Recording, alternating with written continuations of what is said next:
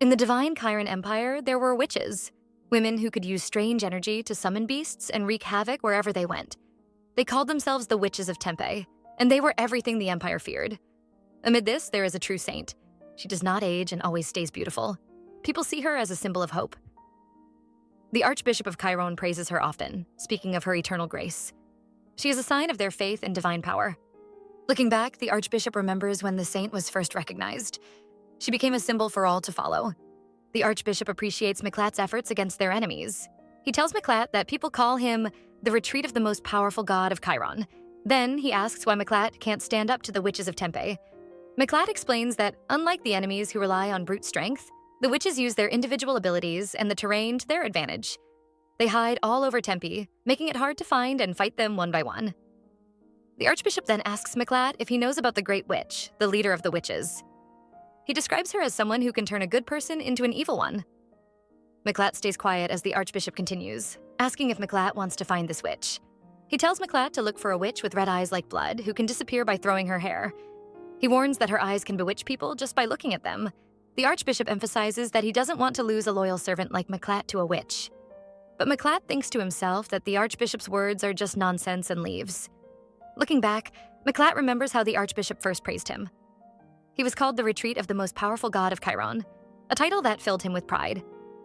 However, his encounters with the Witches of Tempe have shown him that strength alone is not enough to defeat them. He recalls the Archbishop's warnings and realizes the true danger of the witch's powers and cunning. The Archbishop calls out to Mlatt, saying he has checked the eyes of all the witches hiding nearby. But none of them have red eyes. Mlatt, frustrated, remarks that the witches are running like rats. He wonders how witches who have never trained can escape so well. Is it the power of the Great Witch? He asks himself. Then, determined, he says they should move on. Where are we going? The Archbishop asks. Mlatt answers that they are heading southwest. Meanwhile, elsewhere, a woman nervously asks if they can stay hidden where they are. She is worried because witches were burned alive in the nearby valley and fears they will be discovered. Her companion reassures her, asking if she trusts her. The woman hesitates but is then abruptly pulled away by someone. The intruder scolds her for interrupting Vianney, the leader. The woman, concerned, voices her fear that Vianney might betray them. The intruder assures her that such a thing will never happen because Vianney is a powerful entity, the Great Witch herself. Suddenly, the intruder is killed by another, leaving the woman in shock. Stammering, the woman asks how they found their hiding place. Her companion tells her to run and warn everyone about what happened.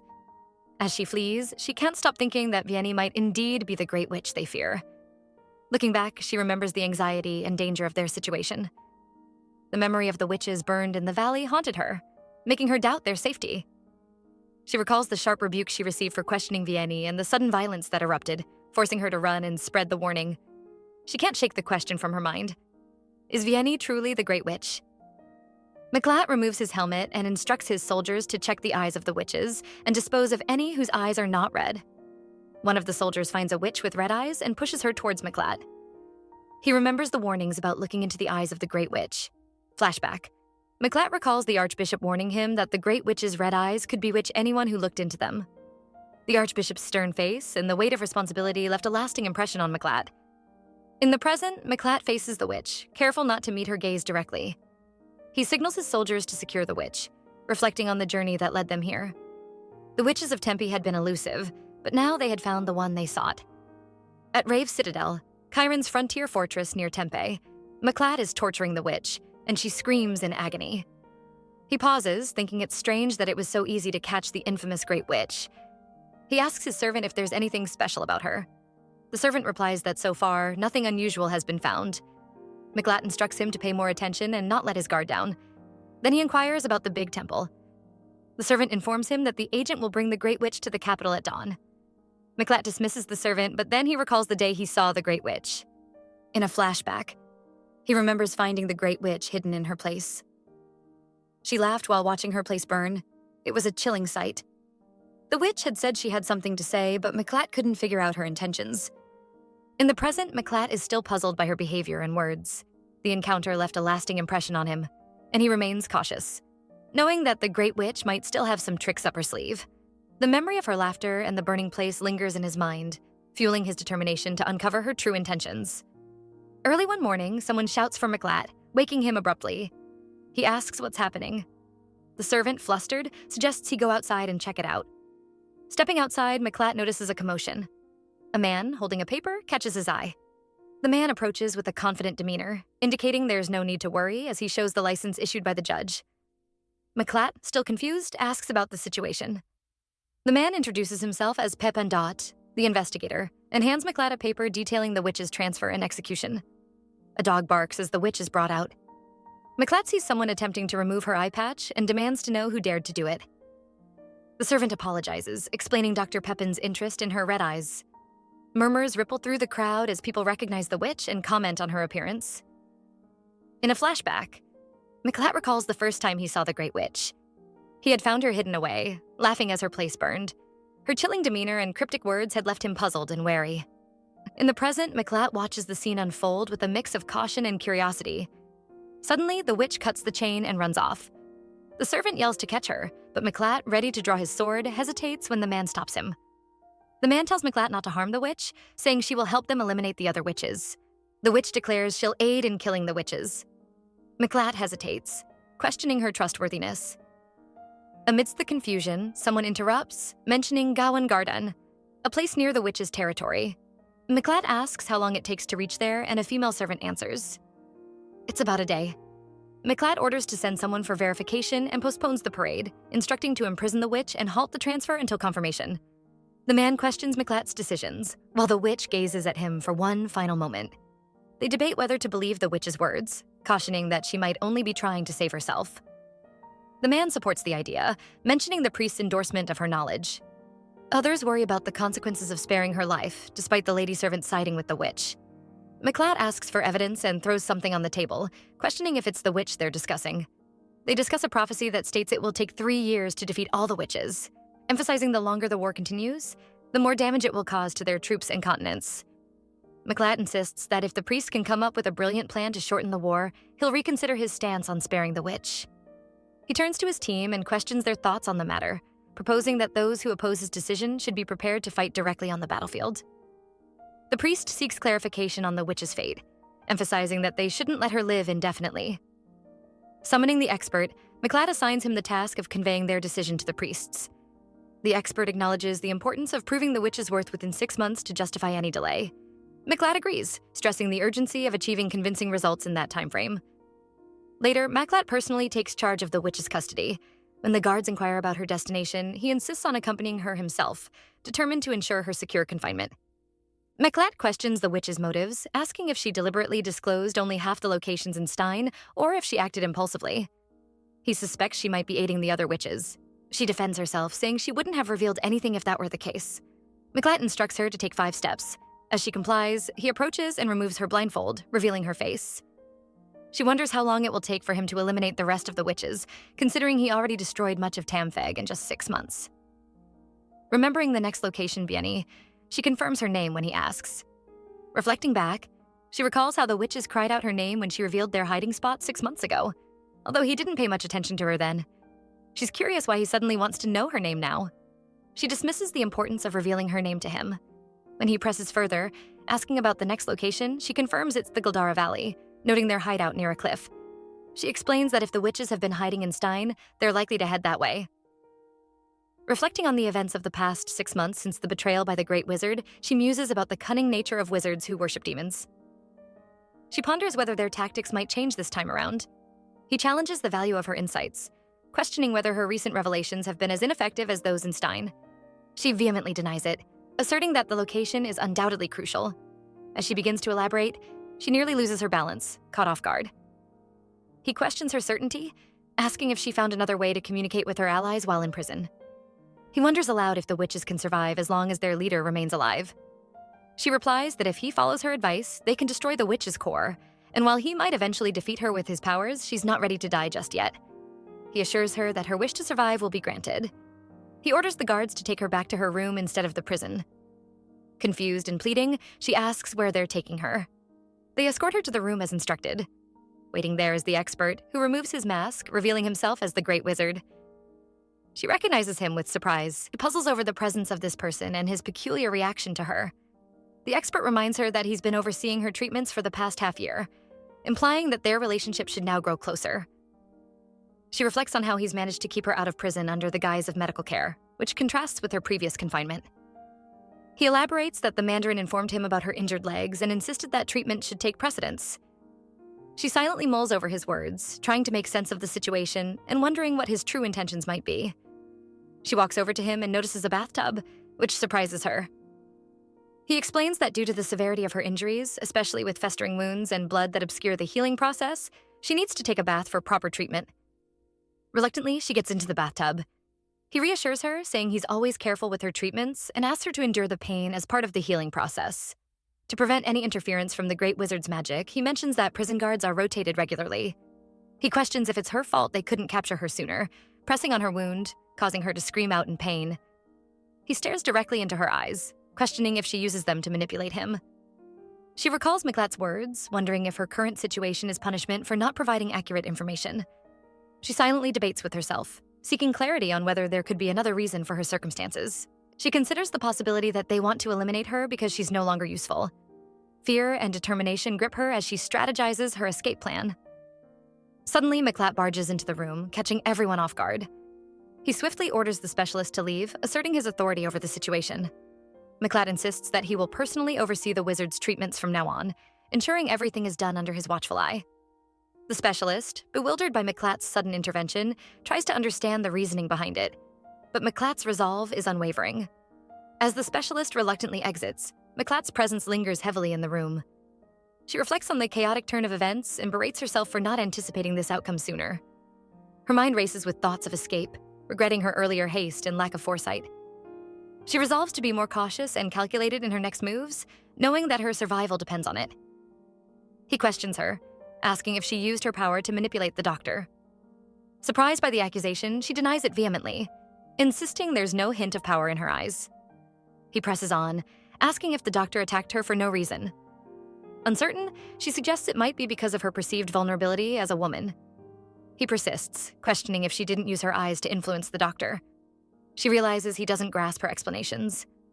Frustrated, she challenges him to investigate the truth for himself. She urges Mlatt to investigate for any remaining traces of magic, confident that he won't find anything amiss. However, Mlatt dismisses her suggestion outright, refusing to believe her despite her consistent cooperation over the past 6 months.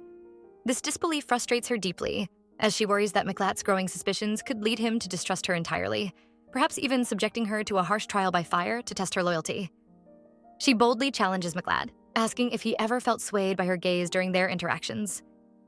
Her question carries an undertone of defiance, probing whether his distrust stems from fear of her potentially using her charm against him.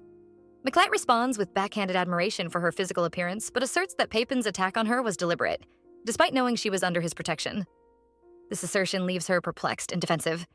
She struggles to find another plausible reason for Pepin's actions, feeling unfairly scrutinized and unsure of how to regain Mlatt's trust. The rumor spreads quickly that the High Priest will visit the Rave Citadel to meet the Great Wizard.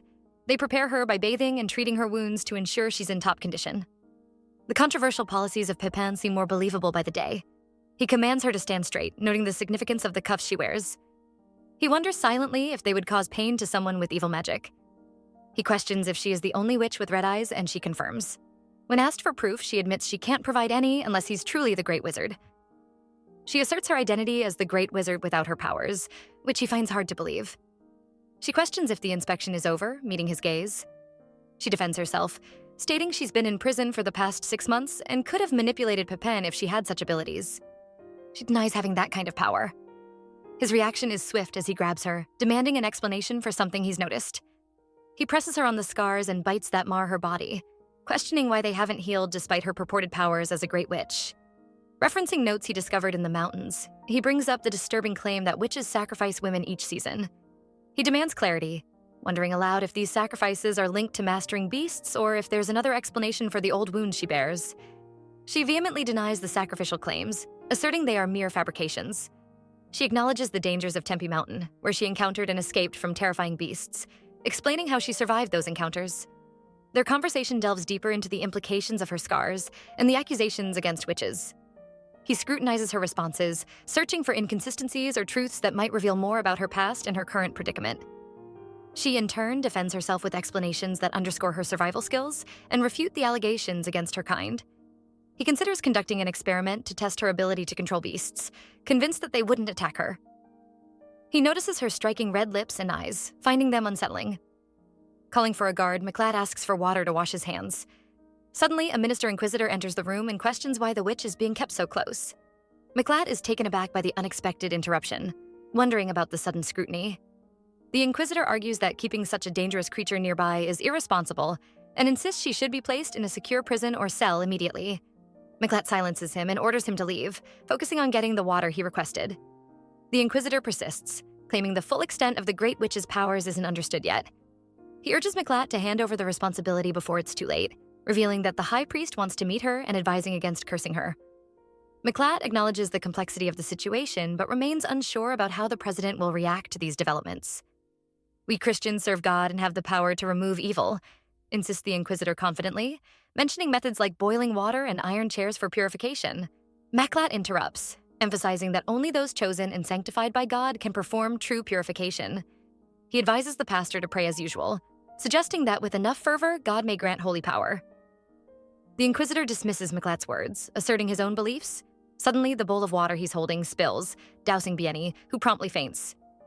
Reflecting on her harsh life, she realizes it's a cycle endured by generations before her. Confused and disoriented, she wakes up and wonders if she's underground. Mlatt questions why the Great Witch hasn't awakened yet, noting her body's recovery. The expert suggests examining her further to understand what's happening. Trying to stand, she notices a rat scurrying away and tries to follow it, but trips over a stone and falls, overwhelmed with emotion. She begins to cry. Concerned, the expert asks if she's all right. Mlatt intervenes, noticing blood on her clothes and the bed, alarming the inspector. The expert reassures them that all her wounds had previously healed. She continues to cry, and Mlatt notices blood on her hand. He decides to postpone today's examination. The expert agrees and examines her hand, discovering a bite wound. She explains that she was bitten by a rat while in prison, accidentally picking at the scab recently, causing it to bleed. She reflects silently on how she went unnoticed for 6 months since arriving there, relieved that no one suspected her during that time. He confronts her about the witch's practice of offering women every season, speculating that blood was used not just for human sacrifices, but also to control beasts. She wonders how he figured it out so quickly. When he asks if she was one of those sacrificed women, she denies it, insisting it's not true. He urges her to be honest and continues pressing for an explanation. She feels compelled to clarify her side of the story, explaining the situation from her perspective. She explains that she can briefly share the senses of beasts that feed on her blood but cannot control them. It only happens when she sleeps. He questions why she has so many beast bites if this ability isn't useful. She clarifies that it's about increasing her chances of survival, never knowing when she might encounter a hostile animal. He probes further, asking if she used this ability in her magic. She denies it, stating she didn't incorporate beast senses into her spells. He challenges her, saying there was no one in Gualada Valley as she claimed. She's taken aback, questioning when he investigated. Refusing to believe her, he accuses her of fabricating reports through sorcery. Threatening her with death if any of her claims are false, he demands she provide new information immediately. She inwardly fears for her life, contemplating that even though her life may be tarnished, death is a terrifying prospect. Desperate, she calls for Vianney, pleading desperately to avoid death at any cost. In a painful flashback, Vianney vividly recalls the traumatic moment when her mother, driven by rage, attempted to strangle her. She pleads for mercy as her mother's grip tightens, urging her to die. 2 women rush to restrain her mother, their faces a mix of concern and determination. Another woman intervenes, forcefully pulling Vianney away from the chaotic scene, warning her not to return without permission. Back in the present, Vianney's mind swirls with the haunting memory. She dreads the idea of enduring a similar fate to her mother, being condemned and isolated for life. Tears well up in her eyes as she vows not to meet the same violent end, fearing the brutal punishment her mother faced. Interrupting her thoughts, Mlatt demands to know her true identity. Vianney hesitates, then reveals herself as Diane Hill, the head witch of the Hill family known for their dark allegiance to Satan. She hesitates again, conflicted about divulging this information, but ultimately decides to speak out, expressing a need for revenge and justice. Mlatt is furious. He insists that the witch must be reported to the high priest and vows to imprison all those involved. Meanwhile, the guard informs them that they will reach the border of Rave Castle within the next 10 days. Suddenly, there's a disturbance as a cry for help rings out. The carriage comes to a sudden stop. Confused, the holiness demands to know what's going on. The guard, uncertain, decides to investigate. Stepping down from the carriage, he finds people lying on the ground, their expressions filled with sorrow. They silently pray for the departed as he approaches. The guard speculates that the group of believers is likely from the capital, wondering how they discovered their secret journey. He expresses concern to His Holiness about the potential dangers of stopping, as it could delay their arrival at Rave Castle by a week. Despite the guard's apprehensions, the Holiness believes it might be a sign from God to assist them and decides to hear their needs. The guard continues to caution against the risks, but the Holiness insists on meeting with the believers to understand their situation better. It has been a week since Mr. Mlatt resumed the witch hunt. Vianney recalls how he tricked her into revealing the locations of other witch hideouts, like in the Glatta Valley where Diane Hill might be hiding. She feels betrayed, realizing that Mlatt never truly intended to help her. In her thoughts, she believes he only used her to further his own agenda. Someone enters the room and greets Vianney, asking her how her week in confinement has been. Startled, she recognizes him as Pepin. He inquires about the Inquisitor's absence and informs her that he's been ordered to check on her. Pepin proceeds to unlock her chains and suggests they go for a walk, reassuring her that everyone is waiting for her. Confused, Vianney asks where they are headed, to which Pepin cryptically replies that it's where she needs to be. He questions Vianney about their location, revealing it as a mass grave, and warns her against attempting to escape. Vianney asks about the bodies around them and questions why so many are there. She expresses concern about unfair accusations against women like herself. He accidentally spills something on her, causing her to ask what it is, but he brushes it off. He mentions hungry beasts in the area, exacerbated by the substance he poured on her, making them more eager to find her soon. He reassures Vianney not to worry and asks her to provide a small amount of spit for an experiment. She recalls him previously taking her blood for a similar test, assuring her it was just an experiment. Vianney realizes that the beasts are attracted to her blood and react naturally to it. Vianney's scream echoes through the desolate landscape as the steel beasts converge on her. Pepin's stern voice urges her not to run, explaining that it will only provoke them further. Reluctantly, she stays put as the creatures sniff and taste her blood, momentarily appeased. Yet, despite this knowledge, Vianney's fear overwhelms her.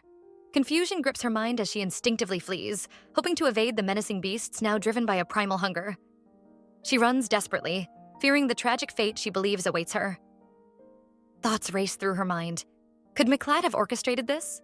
No, it must be Pepin's doing. She kicks a stone and falls, a beast sinking its teeth into her.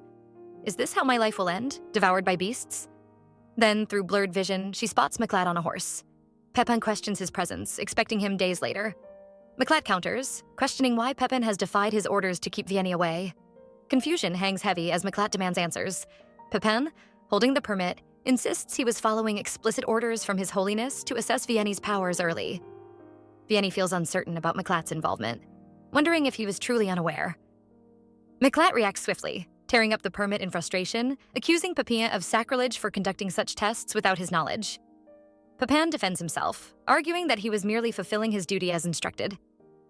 The tension escalates as Mlatt questions the authenticity and motives behind the permit, concerned that Pepin's actions could jeopardize their plans. Vianney, caught in the middle, fears the consequences of this confrontation, uncertain of whom to trust amidst the escalating conflict. Mlatt's voice booms through the halls of Rave Castle as he confronts Pepin about the permit. He asserts his absolute authority over all matters of prosecution within the castle walls, dismissing Pepin's allegiance as inconsequential in the face of his own command. With a firm hand, Mlatt tears the permit to shreds, a symbolic gesture of his disdain for Pepin's unauthorized actions. Pepin, visibly shaken by Mlatt's display of power, apologizes profusely, pledging that such insubordination will not occur again.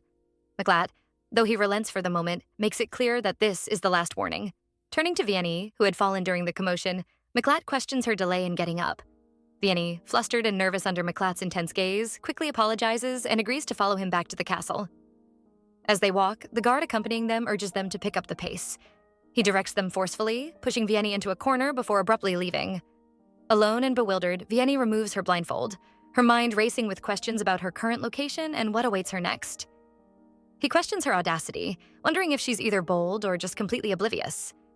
Mlatt, upon noticing Vianney, gestures for her to approach and takes a seat. Concerned, he notices her bleeding arm and inquires about its treatment. Vianney explains it occurred while she was being transported, the wound reopening due to her struggling against the chains. Mlatt remarks on her fragile state, amazed she's survived so much. Then he asks her to describe the beast that had bitten her earlier. She explains to him that whenever she resonates with an animal, it meets a swift demise afterward. This phenomenon has been consistent throughout her experiences, preventing her from maintaining prolonged connections with multiple animals simultaneously. The Inquisitor is perplexed and questions the logic behind subjecting herself to this process if it yields such fleeting insights. She clarifies that despite the temporary nature of these connections, they offer crucial foresight into potential threats looming over their homeland. This, she insists, is why she continues to undergo this risky ordeal despite its limitations. She reassures him that witches like her can sense natural disasters such as floods, earthquakes, and landslides, which animals often detect before humans. This ability, she claims, is a sign of their supposed evil nature, as they defy divine judgment. She insists there's no need for him to worry about her abilities, even though she acknowledges that the animals she resonates with will soon die. He decides she should remain in his private chamber for the time being, rather than in an office. He repeats his order that she must remain in his room for the time being. She asks why, but he insists she has no reason to leave. He promises to stay with her for protection. She protests, saying she doesn't need his help, but he insists it's necessary for her safety. He warns her sternly that she cannot leave without his permission. As the door opens, he questions if she plans to go out, wishing her well with whatever she decides to do. She tells him she'll be gone for a few hours, then leaves. It's been a week since she started staying in his room, and he wonders why he's thinking about her lack of sleep. Suddenly, he asks if she's the witch captured in Glada Valley. She pleads for help, insisting she's the only powerful witch, and the others are innocent. He questions if beasts truly only respond to her blood scent, and she confirms it's true. He presses her for an explanation, and she explains it's an ancient belief about the reincarnation of evil. According to legend, she's destined to feed beasts that will bring about the end of the world. He scoffs at her claims, calling it nonsense. She insists it's true, citing a prophecy that only a true lover with a pure heart can find and destroy her heart to prevent catastrophe. He asks where he can find it. She explains that he must first locate the eternal beast to reach her, the Great Lady. He questions what they should do once they find the beast. She insists that they must kill the Great Lady to prevent the world's destruction, as she has been feeding the beast with her blood. He questions whether the only way to end the eternal beast is to use the Great Lady's blood. In disbelief, he accuses her of lying, insisting that none of what she says is real. He asserts that she was captured without any need to find a beast, and he plans to purify her. He asks if she is truly capable of causing world destruction. He instructs the guard to take charge, refusing to keep her alive. She insists there is another lady, equally powerful, but he dismisses it as nonsensical. She explains they are sisters, born years apart, with the younger one unknown. He wonders if both sisters share the same powers, but she claims the younger has none. Seeking more information, he presses about their father. She claims their father is a being of light, leaving him skeptical and uncertain about trusting her words. It wasn't easy for the Grand Witch to conceive a successor, so she sought the seed of many different men. As disturbing as this was, he began to understand her predicament to some extent. He often wondered how she could betray her own kind so easily. He couldn't comprehend if these people were ever truly worthy of the sacrifices demanded of her. "Get rid of her," he ordered abruptly. As he left the room, he pondered whether he should have even asked about such things and retreated to his private chambers. Sir Mlatt turns to the guard who has interrupted him, inquiring about his intentions regarding the Grand Witch. The guard, concerned with the ongoing ridicule and questioning the witch's value, proposes sending her to the capital. Mlatt listens attentively, considering the implications of such a move. He acknowledges the mockery from the priests and knights, emphasizing the need for caution and thorough assessment of the witch's powers before making any decisions. Mlatt expresses concern about potential risks if they underestimate her abilities and rush to relocate her. He reminds the guard of their duty to remain composed and objective despite external pressures. In the wake of recent discoveries, Mlatt ponders over the locations revealed by the Grand Witch. Glada Valley and Darien Hill, the two places she mentioned, have turned out to be actual hideouts. This revelation casts doubt on her claim of using resonance to pinpoint these places, especially since she was confined with only rats nearby. It seems resonance has its limitations in providing her with an accurate view of the outside world. Mlatt wonders if the Grand Witch possesses another hidden power that aids her in locating these hideouts. The impending visit of the High Priest adds pressure to the situation, making Mlatt wish the timing were different. Despite his concerns, he reminds himself not to let emotions cloud his judgment. Start from here. If only the High Priest weren't on his way, Mlatt wouldn't be feeling this uneasy. He enters quietly and finds her asleep, the first time she's had any rest in a week, though in an awkward position. Suddenly, she starts screaming in her sleep. He remembers asking her about resonance during sleep and how to differentiate it from normal sleep. She had explained that once resonance triggers, the area where the animal bit her starts to bleed. Carefully removing the bandage from her hand, he sees it bleeding again. He wonders if this has been happening every time she sleeps. if every scar she bears has caused her such torment. Then, he detects a sudden sweet scent in the air, reminiscent of delicate red wine. Could it be? Vianney sees a beast and a man sitting on a log. Suddenly, the beast jumps on the man, but the man stabs it with a knife. People around them stare at the beast in shock. Vianney then opens her eyes, feeling confused. She realizes that what she saw wasn't real. In her mind, she hears someone calling for the Grand Witch, and then she feels a hand grab her arm. The voice says her name, Vianney, and she wakes up, finding herself back in her room. Sir Mlatt is there, standing beside her bed. He asks if she was dreaming, and she nods, saying it was nothing important, just a walk through the woods. She feels thirsty and dry-mouthed, so Mlatt hands her a cup of water. She tries to take a sip, but her hand is shaky, and the cup almost slips from her fingers. Mlatt quickly helps her steady it, making sure she can drink without spilling. She thanks him with a small smile, feeling a bit better with the cool water easing her thirst. He hands her the cup of water, asking her to drink quietly. She nods and takes a few sips, feeling her cough calm down. Setting the cup aside, he leans in, curious about what happened next. She begins to recount how the animal she felt a connection with wandered through the woods until it encountered a man. It was hungry and lunged at him, but a group of people swiftly intervened, managing to bring it down before it could harm anyone. He looks surprised, realizing the beast was lurking near his castle. Wondering aloud, he questions if there are skilled campers nearby who could take down such a wild creature in an instant. He hesitates, expressing doubt about her story, but she insists it's true. Remembering clearly, she describes how each person in the group had striking black eyes, a detail that stood out to her vividly. His eyebrows furrow in disbelief as he asks again, seeking confirmation about the black eyes. She nods firmly, assuring him that every single one of them had the same eerie feature. He wonders silently about the Grand Witch from Tempe knowing about the mysterious knocks of Yupon. Moving closer, he notices traces of blood on the cup and her lips. The sweet aroma tempts him for a moment, making him contemplate its taste. Curiosity drives him to inquire further about her ability to connect with creatures through blood. His question turns more serious as he asks what would happen if someone were to drink her blood. She hesitates before giving a serious answer.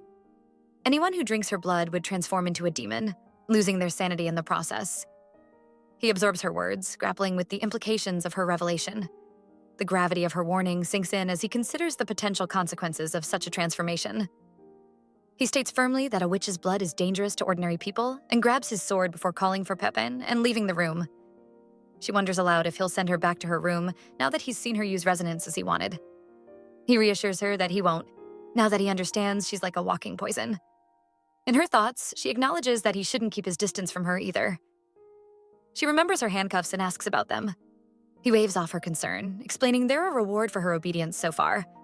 However, he warns her not to take advantage of her newfound freedom, reminding her to be grateful for the leniency he's shown. Reflecting on all the mistreatment she's endured from others, she gathers her courage to speak up. She tells him how he always looks at her with contempt. Surprisingly, she admits that despite everything, he's actually been the kindest person to her. Pepin arrives, apologizing for being late, but Sir Mlatt remains silent. Pepin turns to the witch, asking what she might have done to upset him this time. She shrugs, unsure herself. The guard reports finding signs of people who hastily camped behind the castle and then fled. They've already sent dogs to track their trail. He asks if they should send more knights, but Sir Mlatt decides to handle it personally. The guard nods, accepts his orders respectfully, bows and exits. She remembers Sir Mlatt's parting words: to stay steadfast, keep a clear mind, and always prioritize the greater good. He always reminds himself that he serves God in all he does. One of the priests gathers the others to discuss Mlatt's unusual abilities. They marvel at how he possesses a vast amount of divine power and can conjure flames without any external help. However, they also note the drawback. His power is deeply tied to his subconscious thoughts, which makes it extremely unstable. They emphasize the importance of closely watching Mlatt and maintaining strict control over him. They worry about the unpredictable nature of his divine powers and the potential risks they pose. The priests agree that managing Mlatt's abilities is crucial to ensuring safety and stability. Mlatt's thoughts drift to his intense training, where he was constantly reminded of his duty to serve God, often through harsh discipline. The metallic scent of blood now makes him nauseous, and he wonders if it has always affected him this way. The guard informs him that they've dealt with all of the knocks. Mlatt gives orders for their heads to be displayed on the castle wall, including the head of the witch from Glada Valley. The guard acknowledges the command and leaves to carry it out. Suddenly, the high priest arrives unexpectedly. Mlatt silently curses the timing of his visit and greets him respectfully, concealing his inner turmoil. Meanwhile, inside the castle, she considers her options carefully. She thinks about how, if things continue as they are, she might be able to escape after sharing her last piece of information. Despite her hopeful thoughts, a growing sense of anxiety washes over her, leaving her uneasy about what lies ahead. The guard hurries her along, pushing her into a room where she finds His Holiness and Mlatt waiting. The guard insists on showing proper respect to His Holiness, pushing her head down roughly. His Holiness, however, speaks calmly about repentance and God's mercy. As His Holiness tries to approach her, Mlatt warns him away, citing danger. Someone nearby murmurs in disbelief at Mlatt's boldness. She tries to calm the situation, thanking Mlatt for his concern but understanding His Holiness's desire to speak with her privately. Mlatt questions what His Holiness means by a private meeting, but His Holiness insists on immediate arrangements, asking for food and drink to be prepared. She wonders to herself about the prospect of a private meeting with the High Priest.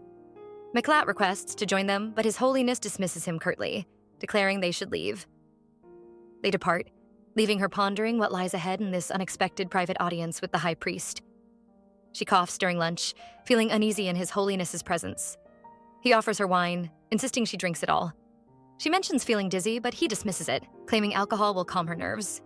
He starts asking questions, probing about her arm, which was bitten during an experiment. She confirms it's healed, wondering how much he already knows. He mentions her previous bite wounds, hinting he's aware of her history and the research Pepin conducted on her. She questions how much Mlatt has disclosed about her resonance abilities. She tries to explain away the scars from her past, claiming they're remnants of her previous life. His Holiness reassures her, urging honesty and claiming he already knows much of her story. He urges her to confess her sins honestly, assuring her that God's generosity will guide her to salvation. She hesitates, stating she has nothing more to confess. His response is dismissive, expressing disappointment in her reluctance to share. He questions her about the connection her blood forms with beasts, probing whether she thinks he's unaware of this ability. She attributes the power to a dark origin, claiming it was bestowed by the devil. His response is firm, emphasizing that the source of the power isn't as crucial as its ethical use. The High Priest's appearance triggers a cascade of old sayings in her mind. She recalls the wisdom that the most beautiful flower often conceals the deadliest poison, and how the devil can disguise himself as an angel to tempt the unsuspecting. His offer is straightforward. If she complies with his guidance, he promises an end to her suffering and even proposes halting the witch hunt aimed at her kind. In return, he demands her obedience and commitment to using her powers according to his will. She wrestles internally with the weight of his proposal. It's a daunting decision, one that could alter the course of her life drastically. The thought of aligning herself with the High Priest, despite the reprieve he offers, fills her with unease and uncertainty. It's a situation she never imagined herself in, caught between survival and sacrificing her autonomy. Mlatt barges into the room, but the guard tries to block him. His Holiness waves off the guard, insisting they speak alone. Mlatt presses for details about the conversation with the Grand Witch. His Holiness deflects, asking for Mlatt's thoughts first. His Holiness praises the Grand Witch's usefulness, even calling her comely and adorable. Mlatt labels her a Grand Witch, emphasizing her power. His Holiness teases Mlatt about handing her over, but Mlatt insists he still needs her as an informant. The High Priest expresses curiosity about their interactions, claiming he's only being cautious with someone he views as dangerous. Mlatt stands firm, asserting the need for caution. His Holiness suggests Mlatt might be under the witch's spell, but Mlatt denies it, believing it's a test from God. Mlatt questions the High Priest's interest in the devil's power. His Holiness counters, pondering if God is truly absolute good despite being the devil's creator. He suggests that the Grand Witch's power could be beneficial, hinting at another child with similar abilities. Mlatt offers to find and capture this new child, surprising His Holiness, who had kept this information private until now. Mlatt reveals his recent discovery and plans to send people to locate the child soon. His Holiness agrees to revisit the topic once the child is found. As Mlatt starts to leave, he hears the High Priest remark on their shared interests, likening them to how traits can pass down through generations. The High Priest then heads back to his chambers. Vianney confronts Sir Mlatt, pressing him about the witch hunt in Tempe and whether he intends to eradicate all witches, even those from her Grand Witch lineage. Mlatt firmly asserts that the purge is God's work, not driven by personal revenge. Vianney playfully reminds him that she originally became his informant for her own gain, not out of duty. Despite this, Mlatt acknowledges her value but refuses to let her go, despite any tempting offers she might have received. Mlatt decides to restrain her, asking her to give him her foot so he can shackle her. Vianney, surprised by his gentleness, makes a sarcastic remark. They banter back and forth, with Vianney teasing Mlatt about his supposed gentlemanly qualities and his unwavering faith. She expresses gratitude for his leadership, albeit in a teasing manner, prompting a moment of unexpected closeness between them. He calls out to Vianney, addressing her first as Grand Witch and then by her name. Catching a whiff of alcohol, he remarks on the High Priest's habit of using it to control others. Carefully, he lays her down, feeling the effects of alcohol on himself, something he's been grappling with for a few days now. The sight of the color red triggers a response in him, almost like a reflex conditioned over time. He ponders whether Pepin, too, has fallen under the spell of this sweet scent, wondering if that explains Pepin's inability to resist Vianney's presence. The thought of removing Vianney immediately crosses his mind, believing it might be the best way to resolve the complications and temptations she brings into their lives. Mlatt questions her prolonged silence, wondering if she's holding back information. She reassures him that she's just deciding which details to share. In her thoughts, she realizes all remaining hideouts are far from Rave Castle. The farther Mlatt goes, the longer he'll be away. She worries about potential actions from the High Priest, but feels compelled to proceed despite her concerns. She concludes there's no other option but to move forward with her plan. Vianney points out Ain Ravine to Mlatt, showing him the location. Just then, there's a knock on the door. Mlatt invites Pepin in, who delivers a message from the High Priest. Pepin informs Mlatt that His Holiness wants the agreement carried out soon. Mlatt decides they will depart on a crusade in 3 days. Pepin then asks if he can take the Grand Witch for a walk. Mlatt questions Pepin's intentions, and Pepin explains that the High Priest is worried about Vianney's lack of sunlight. Mlatt privately thinks Pepin is being arrogant now that the High Priest is involved. He warns Pepin not to repeat any past antics. Pepin assures him it will be a simple walk this time. Mlatt agrees, but insists that one of the knights accompany them. Pepin agrees and urges Vianney to join him for the walk, to which she hesitantly agrees, relieved that she won't be alone with Pepin. The guard blocks Pepin's path, reminding him of Mlatt's strict orders against leaving the castle grounds. Pepin argues that staying inside offers too little sunlight. As voices escalate around them, Pepin ignores the guard's warnings and takes matters into his own hands, swiftly pulling Vianney with him. He urges her to run as they dash out of the castle, determined to get her into the open air. Pepin chuckles as he leads Vianney on their walk, revealing a grim sight to her. He tells her to look up, and she sees people hanging. Recognizing one of them as someone often with her mother, she realizes the gravity of her situation. Pepin warns her that if the High Priest loses interest in her, she'll meet the same fate. He advises her to comply with his instructions without overthinking. Pepin then mentions that the witch she saw was the first one captured alive in a long while, teasing her with the prospect of sharing something amusing. Mlatt questions Pepin's activities outside the castle. The guard acknowledges Pepin as the doctor and exits upon Mlatt's dismissal. Mlatt presses Vianney for details, asking if they went to feed the beast or if Pepin harmed her again. Vianney explains that Pepin showed her the bodies hanging behind the castle, including the most recent witch they had captured and executed. She remembers Pepin's unsettling comment about the witch who pleaded to swap places with Vianney to save herself, adding to the gravity of their predicament. She expresses gratitude to Mlatt for choosing her instead of the other witch. Vianney remarks on Pepin's tendency to gossip more than usual, and Mlatt questions if Pepin mentioned the witch's attempt on his life. Vianney denies this, but confesses she fears suffering the same fate as the executed witch, prompting Mlatt to tell her to lift her head and notices scars on her neck. Concerned, Mlatt asks if Pepin caused them, and Vianney reassures him it was unexpected. As Mlatt inspects the scars, Vianney winces in pain, and he apologizes for startling her. Mlatt then suggests they share a meal together, surprising Vianney. She questions why he wants her to gain weight and wonders about the implications for her future.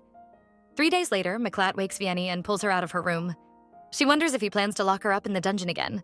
Mlatt reassures her and informs her that they are embarking on a journey together. He mentions that the High Priest is aware of everything and tells her not to worry. Vianney asks why she's being taken on a witch hunt, and Mlatt hesitates, recalling his recent conversation with the High Priest.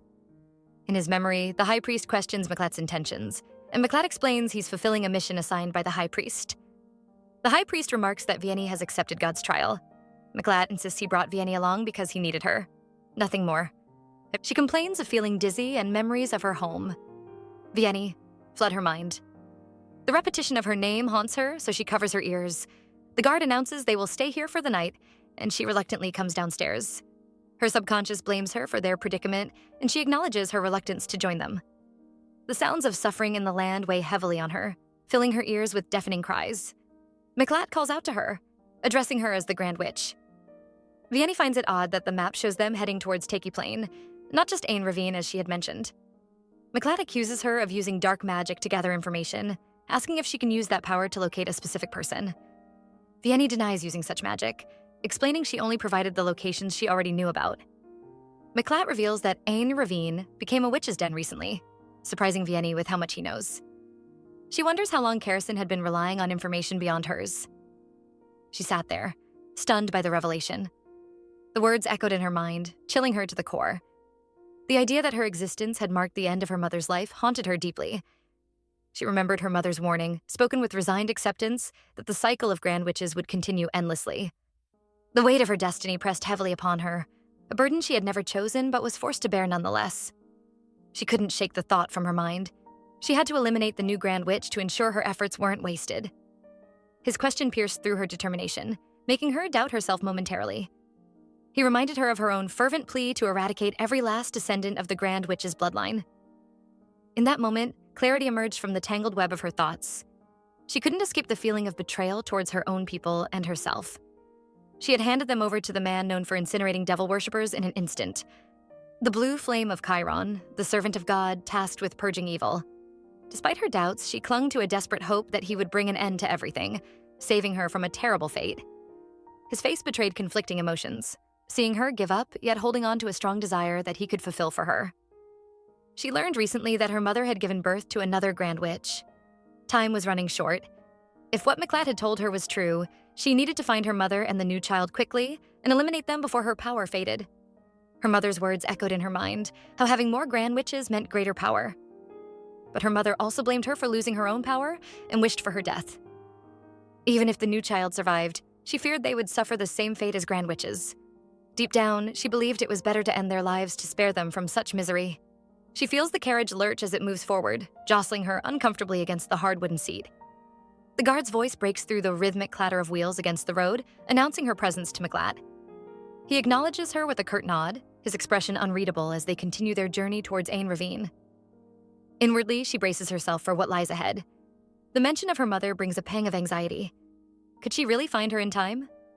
The prospect of using her powers to locate her mother weighs heavily on her mind. It's a delicate process that requires time and concentration. 3 days, she estimates, hoping it won't be too long for Mlatt's patience. Mlatt, however, wastes no time in pressing her for details. His urgency is palpable, his demands clear. She senses his impatience, knowing he won't tolerate delays. She proposes a plan to Mlatt. If he leaves her alone, she can complete the task in half a day. Otherwise, she'll need more time. He's skeptical, but asks if she's sure about finishing in half a day if left alone. She nods confidently, knowing he won't agree to leave her unsupervised. Resigned, she prepares herself mentally for the task ahead, realizing she must focus intensely to complete it within the 3-day limit Mlatt has reluctantly given her. Mlatt agrees to her terms but imposes a condition. She must work on a cliff, ensuring there's no chance of escape. After giving his instructions, he departs, leaving her to contemplate his stern demeanor and unwavering dedication to rooting out evil. She acknowledges that it must be him, driven by a profound hatred for wickedness. Sir Mlatt realizes it's time to act. Pepin questions the decision to leave the Grand Witch unattended for half a day, expressing concern over the risk of her escape. Mlatt feels responsible and decides he should check on her, but Pepin offers to go instead. Mlatt insists he stays, reflecting on his lapse in judgment. He wonders how he could have left her alone, even on a cliff, fearing what desperate actions she might take. Despite her apparent sincerity in wanting to eliminate witches, doubts gnaw at him. Was he too trusting, hoping she wouldn't flee or harm herself? He addresses her as the Grand Witch. She replies with a greeting to Sir Mlatt. He finds the situation strange, questioning his own sanity. She informs him that she has located her mother. He observes her with her blood-red eyes, feeling conflicted. Despite her title as the Sacred Witch, she appears more frightened than fearsome to him. He wonders how his own mother ended up in Tiki Plain, feeling disturbed by the corruption he perceives. As she stands witnessing the blazing village, the desperate cries for help pierce through the air. Pepin, observing the chaos, mentions the flames being a consequence of her actions, seeking some reaction from her. He notices blood on her lip and gently wipes it away with a handkerchief, mentioning Mlatt's concern for her well-being. Reflecting on his past, Pepin regrets not cherishing his time in the dungeon more now that circumstances have grown more complicated. Sensing her unease with his sudden kindness, he comments on her tendency to bite her lip when anxious. She pushes his hand away in response, perhaps disturbed by his observations. Pepin, seizing the moment, reminds her sharply of her place, cautioning her that her life hinges on his goodwill. He questions her about joining the burning village below. Suddenly, they notice a flicker of eerie blue flames in the distance, prompting Pepin to ask about its origin, his voice tinged with concern and a sense of recognition dawning on him. Mlatt curses under his breath, frustrated that he's been spotted. He instructs the witch to return to camp with him, pondering silently if earlier's rescue was intentional or merely coincidence. She wonders if he recognized her amidst the chaos and used those strange blue flames to save her. Calling her Grand Witch, Mlatt directs her to follow him to his barracks. She questions why he's returned so soon and if something went awry with their mission, though everything seemed on track to her. Dr. Tote's departure was sudden, leaving her puzzled. His departure was unexpected, and she couldn't help but wonder if Mlatt had noticed her reliance on the doctor. Mlatt's comments made her uneasy. It was clear that Mlatt had observed them closely, perhaps too closely, given his remarks about their interactions. Mlatt's accusations about her influence over the doctor were unsettling. She defended herself, trying to explain the consequences of her blood and its effects on people. The tension between them grew as Mlatt questioned her honesty and integrity. In a surprising move, Mlatt decided to test her claim. The unexpected kiss left her stunned, pushing him away in shock and confusion. She was in shock, trying to understand what had just happened. Why did he kiss her? Was it just to check if she was telling the truth? It felt too sudden and intense. Mlatt quickly decided to call a soldier, but she stopped him, worried that he might become a demon from drinking her blood. She urged him to go to the carriage. He left without another word. Days passed, and she anxiously waited to see if Mlatt would show any signs of turning into a demon. A week went by, and he hadn't come to see her. It seemed he was unaffected, much to her relief. The silence from Mlatt was unsettling, but she hoped it meant things were returning to normal. The witch hunt continued without any issues, and Mlatt remained as strong and determined as ever. She couldn't stop wondering why he had kissed her. Was there more to it? The thought nagged at her, but she had no answers. Her thoughts were interrupted as the guards told her to stand and walk. They complained about having to escort her, clearly annoyed by their task. She walked in silence, accustomed to this harsh treatment. For a while, she had been treated better, thanks to Mlatt's unexpected kindness. It made her forget the usual cruelty she faced. As she walked, she realized she had started to think of Mlatt's behavior as a favor. It was a dangerous thought, given her situation. She had to remember her place and the reality of her circumstances. The guards' harsh words brought her back to that reality. She quickened her pace, not wanting to provoke their anger further. Her mind drifted back to the past week, replaying the events in her head. The kiss, the blood, Mlatt's departure. It all seemed surreal. Yet here she was, walking the same harsh path she always had, with no clear end in sight. Despite the confusion and fear, she held on to a sliver of hope. Perhaps Mlatt's actions, whatever their true intent, would somehow lead to a better outcome for her. But for now, she had to endure and survive, one step at a time. The road isn't too rough, but her feet are getting torn up. She can't sleep, and then a dog bites her leg. It's dirty, and the guard asks why she let it bite. The wound is going to bleed all night, and no one cares. She thinks this wouldn't happen if Mlatt were here. She remembers Mlatt and how things were better when he was around. Suddenly, the leader tells everyone to stop. She says they'll camp here for the night. She walks into a pool of water, feeling the pain in her wounded leg. She's very tired, knowing she'll have to walk all day tomorrow with this pain. At least she can wash herself today. She thinks about Mlatt and wonders what he is doing. She tells herself to stop thinking about him and focus on the future instead. She questions why she has to endure all this suffering. She considers that if she put her nose in the water, she could die. But she doesn't want to die like this. She wants to free herself from her cursed blood. Suddenly, someone asks what she is doing there. She turns around and sees the Inquisitor. And the Inquisitor asks why she's there alone and where the guard supposed to watch her is. She explains she came to clean herself up, and the guard said he'd be fine for a bit. The Inquisitor thinks everyone has surely gone mad and tells her to come out right now. As she walks out, she says, "Ow," because of the pain. Mlatt, who had turned back, asks what kind of trouble she got into for her foot to be in such bad shape. She apologizes and explains that her feet got all worn out while she was walking. He picks her up, saying she's such a mess he can barely look at her, and tells her they're going back to his barrack. She tells Mlatt that she's glad he didn't turn into a demon. He responds by asking if she really thinks a few drops of blood could corrupt a servant of God. She feels relieved and says so. He comments that she must have imagined something ridiculous and walks up to her. He tells her to finish eating, then drape a cloth over herself and come outside before leaving the room. She remembers how he used to despise her for the longest time, then suddenly kissed her out of nowhere. One minute he's indifferent, the next he's concerned. She tells herself she just can't figure him out. Mlatt gives the order for the guard to gather everyone quickly because they're leaving soon. The guard nods in acknowledgement, saying, "Yes, sir." She approaches Mlatt, who notices her and acknowledges her presence with a nod. Worried about keeping pace with the horses since her feet are in bad shape, she hesitates. Without a word, Mlatt lifts her up onto a horse. Calling out to him as he mounts his own horse, she expresses concern about being able to keep up. Mlatt turns to her with a stern look, telling her firmly that walking with her injured feet will only slow down their journey, and he won't allow anything to hold them back. Turning his attention to the guards, Mlatt commands them to prepare to leave. They nod in acknowledgement and begin to gather their gear and ready the horses. Mlatt turns back to her, his expression softening slightly. "Hold on tightly," he instructs, his voice gentle but firm. "We have a long journey ahead of us."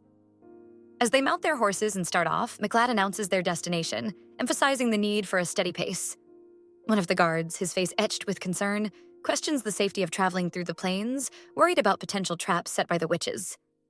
Mlatt's eyes harden, but he keeps his tone even, insisting they stick to their plan.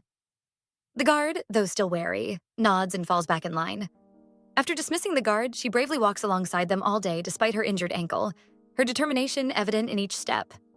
As the sun begins to set, casting long shadows across the landscape, she notices Mlatt struggling to reach his back properly. Offering her help, she moves closer.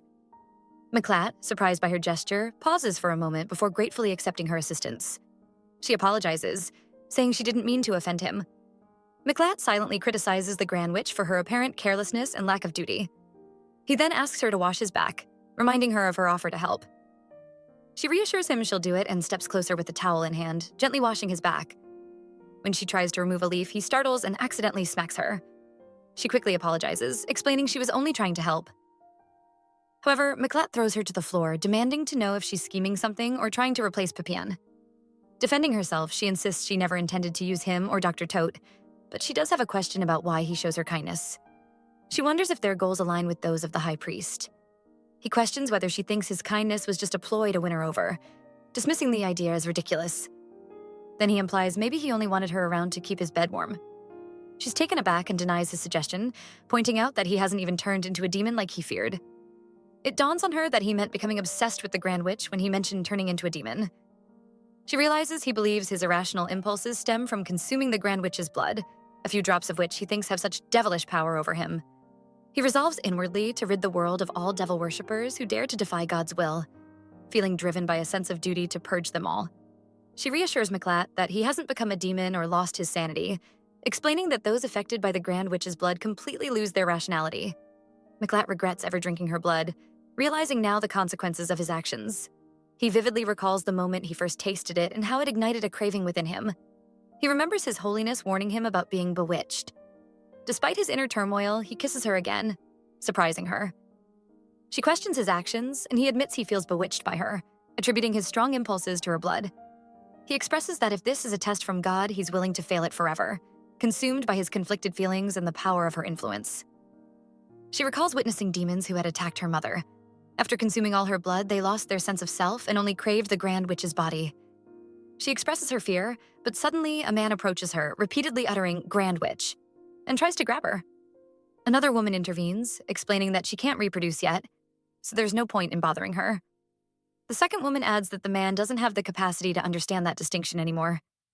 They discuss how it's the Grand Witch's duty to ensure her bloodline continues, which she finds horrifying and terrifying. Mlatt tries to calm her down, sensing her unease. Despite her confusion, he kisses her again, which surprises her because she never expected to enjoy it. She wonders if his actions are driven by something beyond his control, not just his own desires or the effects of their blood. Realizing they're in an inappropriate place, she hastily tells him they should find somewhere else. She's puzzled by his sudden affection toward her and starts to feel a sensation like her whole body is burning, as if her inner purity is trying to cleanse her of wrongdoing. He resolves within himself that he doesn't want to stop, even if it means risking everything. She suddenly wakes up, realizing she had dozed off. He tells her to stay put, encouraging her to use her divine power to purge everything she needs to. She reminds herself that she has been using her powers mercilessly all along. When he questions if everything includes him, she confirms that she is indeed the Grand Witch and assures him it shouldn't be difficult for him to understand. He walks closer to her. He assures her that Tempe will still face God's judgment as planned, regardless of any doubts. She feels relieved, but also senses a heaviness in her heart. When he notices something tearing on her clothes, he hands her new ones, urging her to change before it starts raining. She thanks him and then asks if she can accompany him to search Tiki Plains. He questions if she's worried about the nights, but she clarifies that's not the reason. She wants to know if he plans to purge all the Grand Witches today. He insists she stay outside while he goes about his task. She hesitates, then asks if she should request one of the knights to shackle her. He questions if it's wise to wear shackles with her injured ankle still healing. Grateful for his concern, she agrees to stay outside as ordered. He comments on how unpredictable she is, sometimes appearing docile, then unexpectedly audacious, or seeming cunning yet prone to hurting herself. He kisses her before leaving, instructing her to stay out of trouble and wait for him. She reminds herself that by the end of the day, Tiki will burn as planned, and the Grand Witch's bloodline will be wiped out, affirming that nothing has changed in their mission. The guards shout angrily, blaming her for causing the loss of their power ever since she was born. Her mother bitterly regrets not ending her life earlier to reclaim her own strength. Mlatt intervenes, commanding the guard to kill the mother, but ensure the child is taken alive. Without hesitation, the guard follows the order and fatally stabs the mother. Amidst the commotion, a dog senses an opportunity and lunges towards the child, seeing her as prey to capture. She realizes the dog that just growled at her was the same one that bit her before. It confirms to her that what she witnessed was indeed the witch hunt at Take Plains. She questions why Mlatt ordered the baby to be taken alive and wonders why that child isn't considered a Grand Witch. She recalls the scent of the Grand Witch she sensed, realizing it came from her mother alone. She ponders if that's why the baby was spared. However, she remembers that Mlatt had declared another Grand Witch had been born. She thinks he couldn't have known for sure if the baby truly was one. As she gets up and starts walking, she concludes that Mlatt doesn't realize the baby is a decoy. She realizes that Mlatt couldn't distinguish a true Grand Witch, and that's why he captured the baby alive, instead of eliminating her. Recalling what His Holiness had mentioned, she understands that the witch hunt was originally intended for the High Priest. Mlatt was merely following orders to bring him a Grand Witch. As she opens the door, a guard interrupts, asking to clean a wound on his leg from accidentally hitting it on the furnace. She reassures him it'll be quick and promises no trouble, mentioning her injured feet prevent her from running away. She adds that Mlatt didn't shackle her for this reason. Reluctantly, the guard agrees, telling her to hurry back and not cause any trouble. She nods and steps away, feeling the weight of his mistrust. The path ahead is uncertain, but she moves forward, driven by a mix of determination and despair. As she walks, she remembers when she first trusted him, and she believed he could grant her deepest wish, or at least understand the burden of being a Grand Witch. Their conversations, where she had opened her heart to him, now seem like cruel jokes. She had hoped for understanding and compassion, but now she sees how wrong she was. He had only been interested in her blood from the start. The realization gnaws at her, deepening her sense of betrayal. She thinks about their shared memories, moments when she thought they had connected, when his eyes seemed softer, his words kinder. But now, each memory feels tainted, a reminder of her naivety. He had never truly seen her pain, never understood the crushing loneliness of her fate. He had just pretended to care while planning to use her. Her steps falter as she grapples with this new understanding. The bitterness of disillusionment seeps into her heart, mingling with the sadness of lost hope. She replays their moments together in her mind, each one a twist of the knife. His broken promises echo in her thoughts, a painful reminder of her isolation. Feeling betrayed and lost, she struggles to understand what to do next. Mlatt asks if there are any places left to search, and the guard informs him they've combed through everywhere. He recalls Vianney's mother mentioning her willingness to easily kill her own blood, which taught him something important. Killing the new Grand Witch transfers power back to the old one. In other words, only one person can hold the Grand Witch's power at a time. Once the child awakens, Vianney would lose her status as a Grand Witch, and the High Priest's interest in her would wane.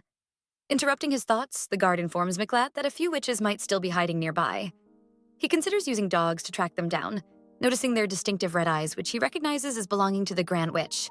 Mlatt decides to return to their base first, surprising the guard who questions his decision. Meanwhile, back at the barracks, other guards pass the time sharing stories. After the guards excitedly recount their stories, Sir Mlatt arrives and immediately asks about the whereabouts of the Grand Witch. They inform him she's gone, explaining she had injured her leg on the furnace earlier and had gone to clean up. Mlatt doubts their explanation, considering the amount of blood lost. He suspects she must have used her resonance ability. Asking when she left, he receives the answer that it was a little while ago. He reflects, feeling regretful and realizing he had been too naive. He berates himself for leaving her alone without shackles, even though she had asked for them. He wonders why she ran away. Was she pretending to cooperate while secretly wanting all the witches dead? Examining the dried blood, he estimates she couldn't have left more than an hour ago. With her injured ankle, she couldn't have gone far. Following her footprints leads him to a cliff. Determined to catch up with her, he plans to ask her questions once he has her in his grasp. He resolves never to let her escape again. Emerging from hiding, she asks if the hunt is over. Mlatt confronts her, questioning why she lied to lure him out. She appeals to him, mentioning that the high priest offered to spare her if she pledged allegiance to him and ended the hunt. Surprised, Mlatt asks why the high priest made such an offer. She explains that she discovered when a new Grand Witch is born, the old one loses her power. He informs her that soon she'll lose her power and invites her to join him. Mlatt tries to reason with her, explaining that once she loses her power, the high priest will lose interest in her. She realizes that Mlatt had planned to replace her with the baby because a Grand Witch holds great value. She feels foolish for ever hoping he might sympathize with her pain, knowing her suffering better than anyone else. She now understands that he has kept her alive for a reason that benefits him. Mlatt tries to stop her, but she's determined. She tells him that if all he needs is a witch to keep him company, there are many others who could take her place. She begs him to kill her with his flames, as she doesn't want to live without her powers and face the humiliation of being useless to him. Mlatt refuses, saying he won't use his sacred power to satisfy her request. She steps to the edge of a cliff, ignoring Mlatt's warnings. She has always desired something deeply, something that only death could bring. With a final thought, she steps off the cliff, falling towards the water below, determined to end her suffering on her own terms. Mlatt watches helplessly as she falls, his mind racing with the realization that he might lose her for good. He has underestimated her resolve and the depth of her despair. The memory of her fall haunts him, leaving him torn between his duty and the complicated feelings he has for her.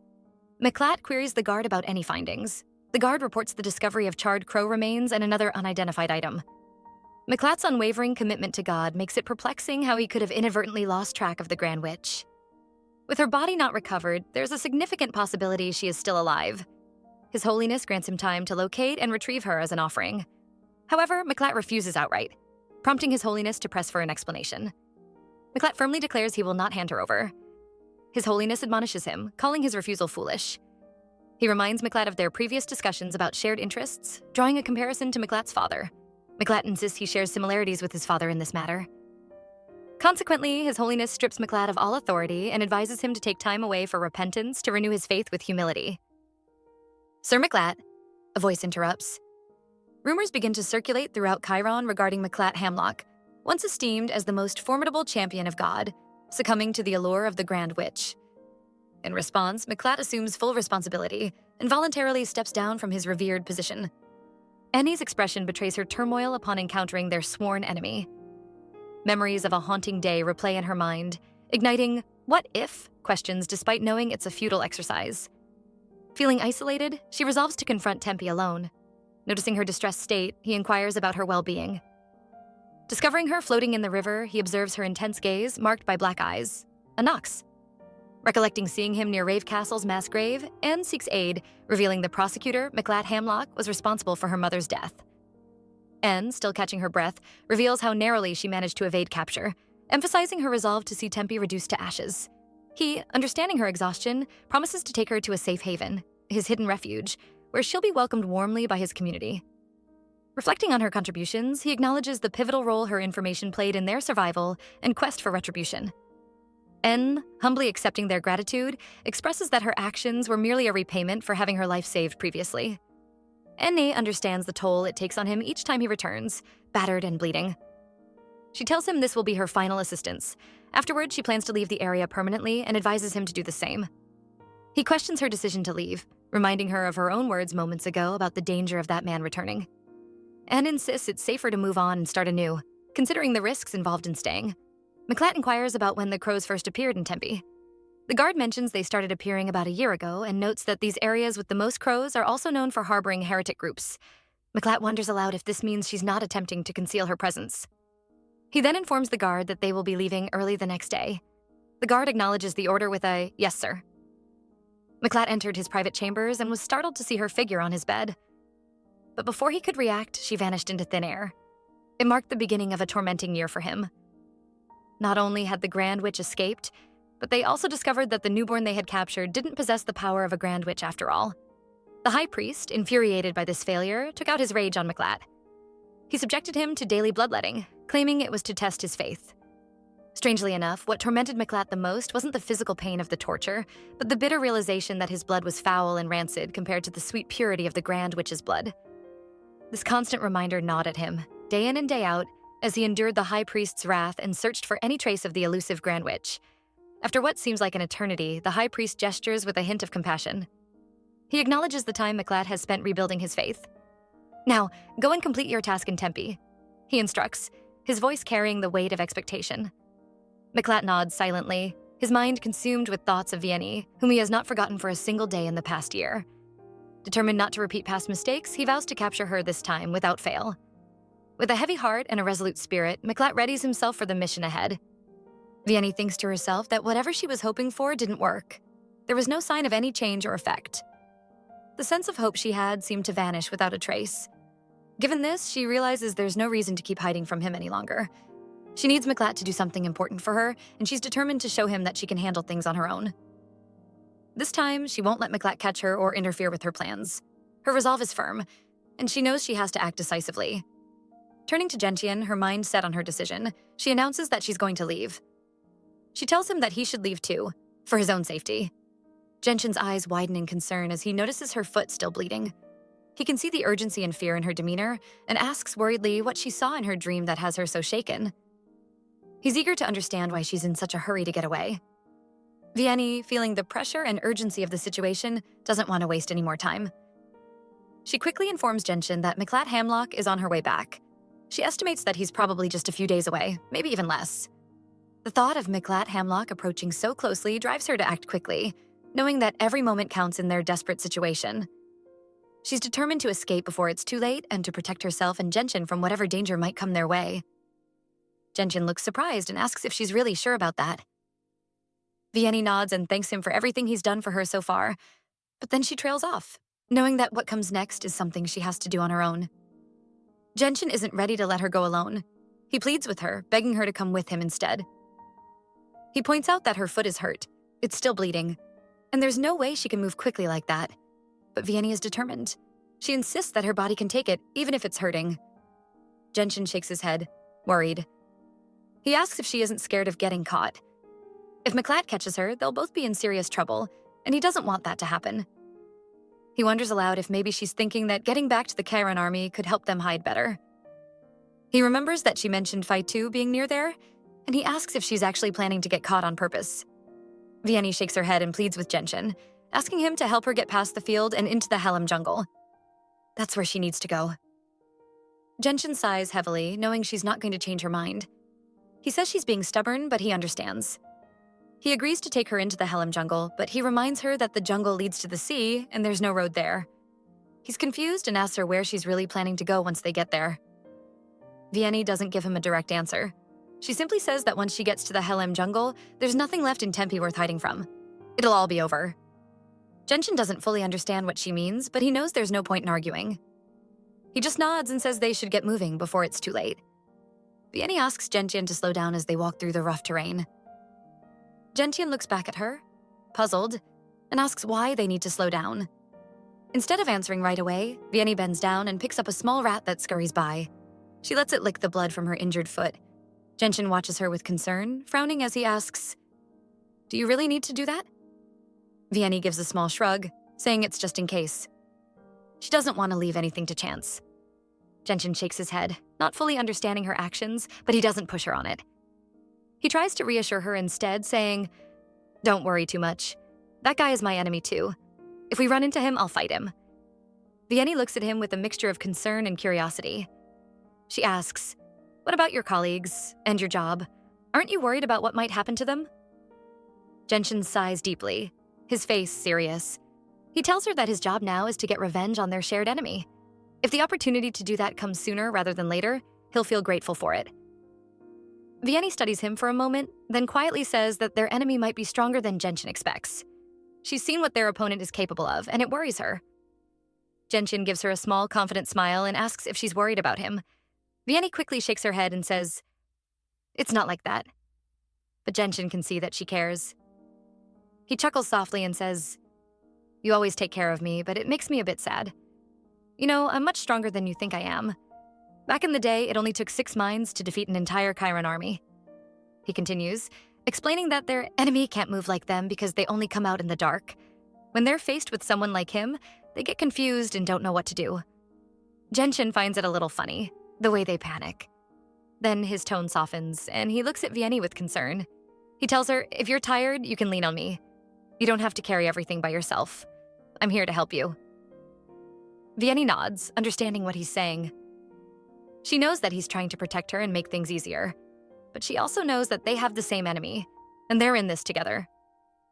"Your mission is to do what I can't," she says. "And what I give you, the help I offer, is all I can do for you. So please, don't push yourself too hard." Genshin listens carefully, and after a moment, he nods, accepting her words. He then asks if they can rest for a while. The journey has been tough, and he suggests that he can hunt something nearby for them to eat. Vianney agrees, feeling a bit of relief now that they've decided to take a break. They find a spot to sit down, and as Genshin prepares to go hunt, Vianney finally allows herself to relax a little. She watches him as he heads off, knowing that they still have a long road ahead of them, but at least for now they can take a moment to gather their strength. The moon is shining bright tonight, casting a silver glow over everything, but there aren't any stars in the sky. It feels like the lands near Chiron are being purified, like they're finally taking everything for themselves. But Vianney can't help but wonder if this is some kind of salvation from God, or if it's the end that the Great Witch predicted. It seems more like the end, especially since the witch said that her death could stop it all. Vianney thinks about it. If she dies, maybe the chaos in Tempe will stop. But if that's true, then she needs to stay alive until Tempe is completely destroyed because she doesn't want to stop the world. She wants to see it through to the end, even if it means burning everything down. Suddenly, Genshin comes running up to her, his face pale with worry. He tells her there's a big problem. While he was out hunting, he tried to contact one of his colleagues, but something went wrong. It seems like they're in serious danger.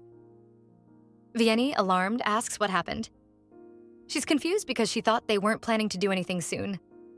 Genshin explains that it seems this might be their last mission.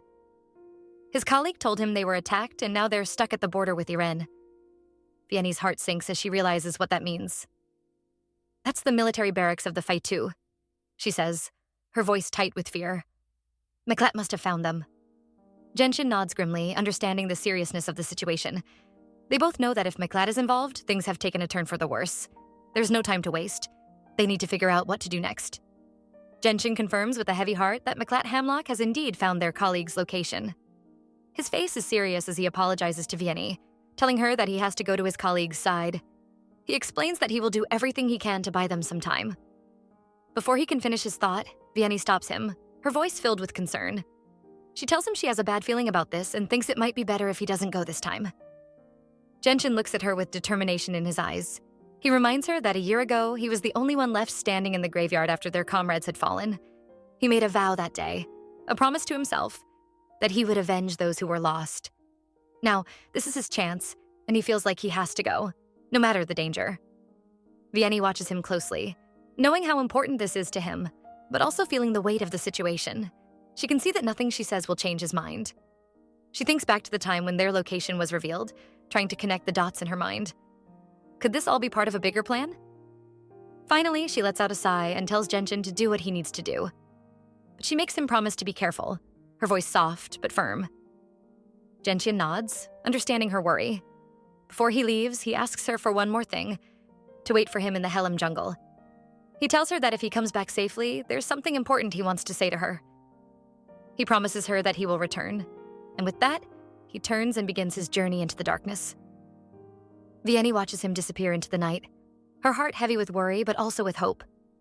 She knows the risks he's taking, but she also knows that Genshin wouldn't be going if he didn't feel it was something he had to do. In a different part of the forest, one of Mlatt's guards is carefully inspecting the area. He reports back to Mlatt that it looks like someone has been using the place recently. They had thought Vianney wouldn't be able to go far after her fall because of her injuries, but now things aren't adding up. Mlatt listens, his expression growing more intense with each word. He finds it strange because Vianney wouldn't usually leave such obvious signs behind. Her blood, which has a unique sweet smell, should have been enough to lead them straight to her by now. But something isn't right, and Mlatt's frustration starts to bubble to the surface. He warns his men that if they don't find her this time, he's going to lose his temper. Another guard, after taking a closer look around, comes back with more information. He tells Mlatt that it seems like Vianney wasn't alone here. There were at least 2 people in the area. Mlatt's eyes narrow as he processes this new information. He orders his men to bring in the person they found nearby, hoping to get some answers. The guard quickly obeys, dragging a man into Mlatt's presence.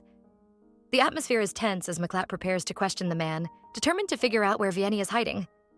He knows time is running out, and his patience is wearing thin. Mlatt looks at the man in front of him, his eyes cold and calculating. He asks if the man can really sense the magic of others, especially his colleague, the one who lived with the dark soul.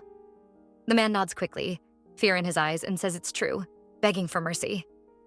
Just then, a guard enters, holding a letter from the barracks. He hands it to Mlatt, who opens it and quickly reads through the message. It confirms that they found the marks Mlatt was looking for. A satisfied smile spreads across Mlatt's face as he realizes they've trapped their targets. He orders his men to retreat from the barracks and bring the letter to him. Turning his attention back to the man, Mlatt coldly declares that they don't need him anymore. Without hesitation, he engulfs the man in flames, burning him until nothing remains. As the flames die down, Mlatt thinks to himself that he must catch Vianney before her blood completely disappears. He knows time is running out, and he won't let her slip through his fingers again. Meanwhile, Vianney is deep in the jungle, exhausted and on edge.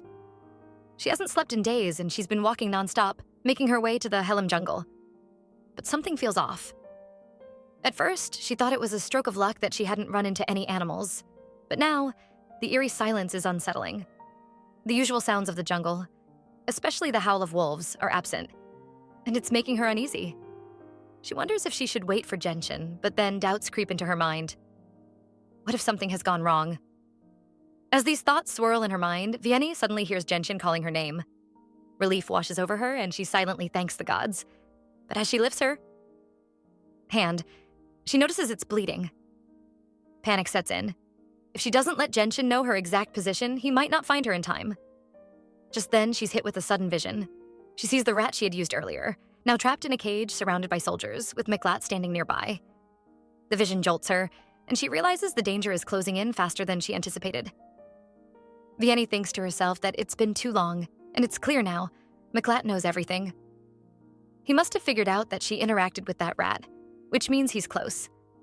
And the way Genshin moved, it's obvious now that it's all part of a trap. She realizes she needs to get as far away from here as possible before Mlatt follows Genshin and finds her. As Vianney keeps walking, she notices blood dripping from her hand. She knows that if it keeps bleeding, it will lead them straight to her. Without hesitation, she slits her wrist to stop the blood from flowing too freely, hoping it will help her escape. Meanwhile, Genshin is still searching for her, growing more worried by the minute. He's frustrated, thinking that she didn't wait and must have left. If he had known she would leave, he would have followed her right away. In a flashback, Genshin is shocked when he finds his colleagues. They stand there looking at him with a strange expression. They say they've been waiting for him, and he's confused. He asks them if they didn't say it was an emergency. That's why he rushed there as fast as he could. One of them replies that it was an emergency. Genshin, frustrated, asks if they called him just because they couldn't save one person. He tells them they need to take care of themselves because he has to get back to his friend. They call after him, but he doesn't stop and walks away, determined to return to Vianney. Back in the present, Genshin feels regret creeping in. He wishes he hadn't left Vianney alone, thinking he could have prevented whatever danger she's in now. But there's no time to dwell on it. He needs to find her before it's too late. Genshin thinks to himself that Vianney is alone and not in good shape. He needs to follow her to make sure she's okay. Just then, he notices movement behind him. He curses, realizing he let his guard down while focusing on finding Vianney. Annoyed, he knows he has to deal with whatever's behind him because he's already very busy. He shouts for whoever it is to come out immediately, his patience wearing thin. Meanwhile, Mlatt is walking through the jungle when he spots a vulture. He notices that the bird is possessed by Vianney's spirit. Mlatt comments to himself that it's cute how she's spreading the smell of blood. He thinks that her escape strategy with the animals is working well. He's sure she hasn't gotten out of the jungle yet and that she's not too far from him. Mlatt figures she knows he's following her, and if she's with Genshin, it means their relationship could be a problem for him. He's deep in thought when a guard interrupts him. The guard informs Mlatt that their army is under attack and asks what they should do. Mlatt quickly decides they need to move right away. Back where Genshin is fighting, he's almost finished off all the enemies when he sees more soldiers arriving. He laughs, surprised at how many there are. Mlatt calls him naive and suggests that if Genshin tries to run instead of fighting so recklessly, he might actually save his own life. Genshin, still fighting, responds that he doesn't like to run away or act like someone who's afraid. Mlatt then asks if Genshin is the man with the dark soul. Genshin replies, asking if Mlatt knows that name and if he's just trying to have fun. Mlatt smirks and says it's clear now. Gentian's colleague must have told them everything. He asks where Gentian met the dark soul, Vianney. Gentian replies that Mlatt shouldn't worry about that. He says Vianney doesn't want to see Mlatt because she considers him an enemy to her family. Mlatt starts laughing, finding the situation amusing. He repeats what Gentian said, mocking the idea that Vianney sees him as an enemy. He thinks it's funny that she ran away and told Gentian that. Mlatt feels lucky because it seems like he doesn't know much about Vianney. Gentian looks at Mlatt and asks what he's saying. Mlatt smirks and wonders just how cruel Vianney really is. He hints that she might have told them where her mother is hiding. Mlatt leans in and whispers into Gentian's ear, trying to make his point. Gentian is annoyed and says that's nonsense. He asks Mlatt if he really thinks he'll believe such a story. Mlatt replies that he thought Gentian had a close relationship with Vianney, which is why he followed him to catch her. But since Gentian doesn't know anything useful, Mlatt says he's done with him. He adds that if Gentian manages to find and kill the Great Witch before he dies, he'll be grateful for it. A guard then asks Mlatt if he's really going to leave someone like that. Mlatt says they should burn down the jungle all the way to the river. He explains that if there's nowhere left for Vianney to hide, she will have to come out. Meanwhile, Vianney is struggling to stay awake. She hasn't slept in days and is exhausted. The strong smell of acacia flowers around her is hiding her scent, which she thinks is helping her stay hidden. She wonders if she could find a place to hide in the sea, but she knows that if she gets caught again, she will be imprisoned for life and endure all sorts of terrible things. She'd rather die than face that kind of suffering. Almost all of Tempe has been burned, and soon the remaining witches will be dealt with too. Vianney knows she has to keep going, but she's losing strength. She worries that the child hasn't inherited the Great Witch's power. If Mlatt knows the truth, she wonders if he will kill the child as well. If the child survives, then the power of the Great Witch will move to her after Vianney dies. She feels trapped in a situation where she can't even die if she wants to. With these thoughts weighing on her, she finally lets herself fall asleep. Vianney wakes up and sees that the sun has set. The jungle is burning and the sky is red from the flames. She knows she has to get out of there quickly. Just then, Gentian runs up to her and asks if she's all right. He's worried because her face is so cold and she's lost a lot of blood. Vianney asks him if he's okay and if he's seen Mlatt. Gentian says he did see Mlatt, but managed to escape when Mlatt wasn't looking. He tells her to get on his back because they need to leave quickly. Vianney repeats that he met Mlatt, and Gentian confirms he didn't kill Mlatt but dealt with the guards. Since the guards didn't follow him, he says she shouldn't worry. Vianney agrees and climbs onto his back. As they move through the jungle, Gentian starts to ask a question, but then decides to wait until they're safely out of the jungle. The fire is spreading quickly, and their first priority is to cross the river. Vianney asks where the ship is, and Gentian explains that he hid it somewhere and just needs to find it. Vianney says okay. Gentian then mentions he wants to ask her something. He knows it might sound silly, but he needs to know, is she really the Great Witch? Vianney looks at Gentian and asks why he suddenly wants to know if she's the Great Witch. Gentian explains that he's been thinking about it. A year ago, he saw a black wolf with red eyes near Rave Tower. The wolf found them and reported their location to Mlatt's army. That's why Mlatt let him go. Gentian says if Mlatt had known she was involved, he would have killed her. So now Gentian is wondering if she is indeed the Great Witch. Vianney thinks to herself that this explains why Mlatt let Gentian go. If Gentian found out the truth about her, he would be in danger, so she tried to keep him away from Mlatt. Vianney asks Gentian if this is the reason he's asking about her now. Gentian replies that he just wants to understand why Mlatt let him go, and whether it's because of her. Vianney says it's not as simple as that.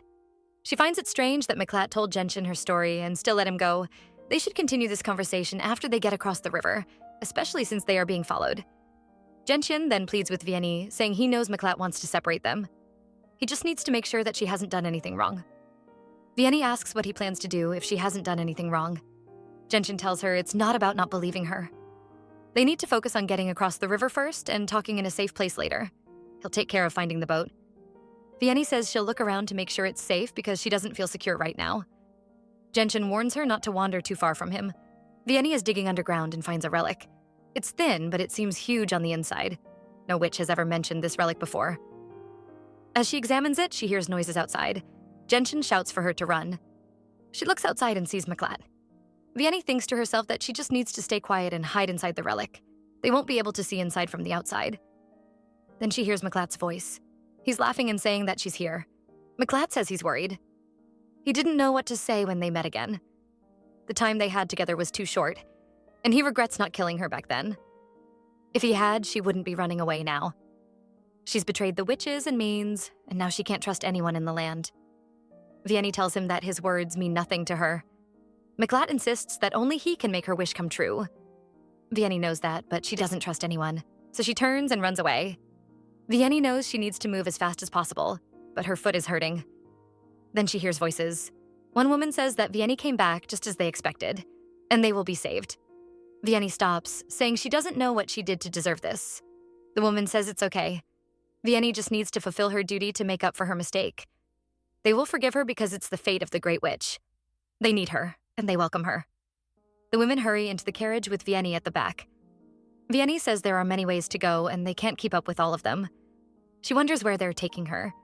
Even if she knew, it wouldn't change anything. With her foot hurting so much, she can't go far.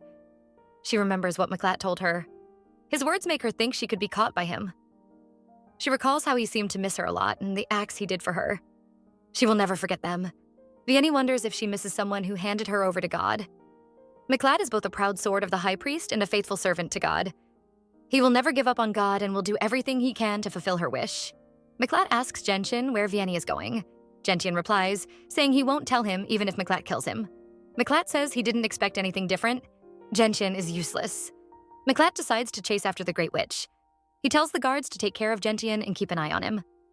As Mlatt walks away, he thinks to himself that he needs to follow Vianney before the sweet scent of her blood disappears. It's been a year since Mlatt last saw Vianney. If they hadn't been separated by stone doors, he would have hugged her and forgotten everything else. Being face to face with her now, he realizes how strong his desire for her really is. In a flashback, the high priest tells Mlatt that he needs to go back to Tempe because the mains are causing trouble. Mlatt replies that even if the high priest lets him go, he won't give up the Great Witch. The high priest laughs and says that Mlatt's stubborn desire only shows how powerful the Great Witch's magic is. He tells Mlatt to do his job, or wait for the child if he can't get the Great Witch. Mlatt asks what the high priest means.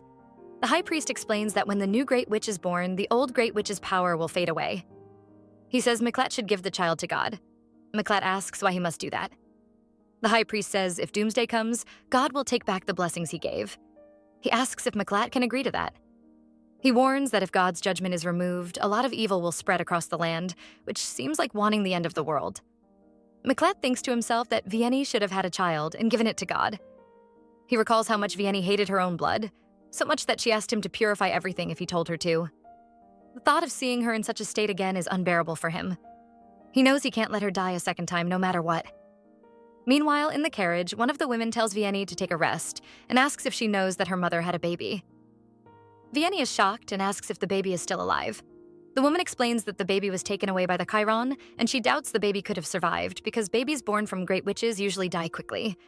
They are born without any power, so the baby would have had a very short life. As a result, Vianney is still the only great witch. Vianney is confused and says she thought the baby's death would explain why the power returned to her. The woman corrects her, saying that from the beginning, the baby was born without any power. Vianney asks what the woman means by that.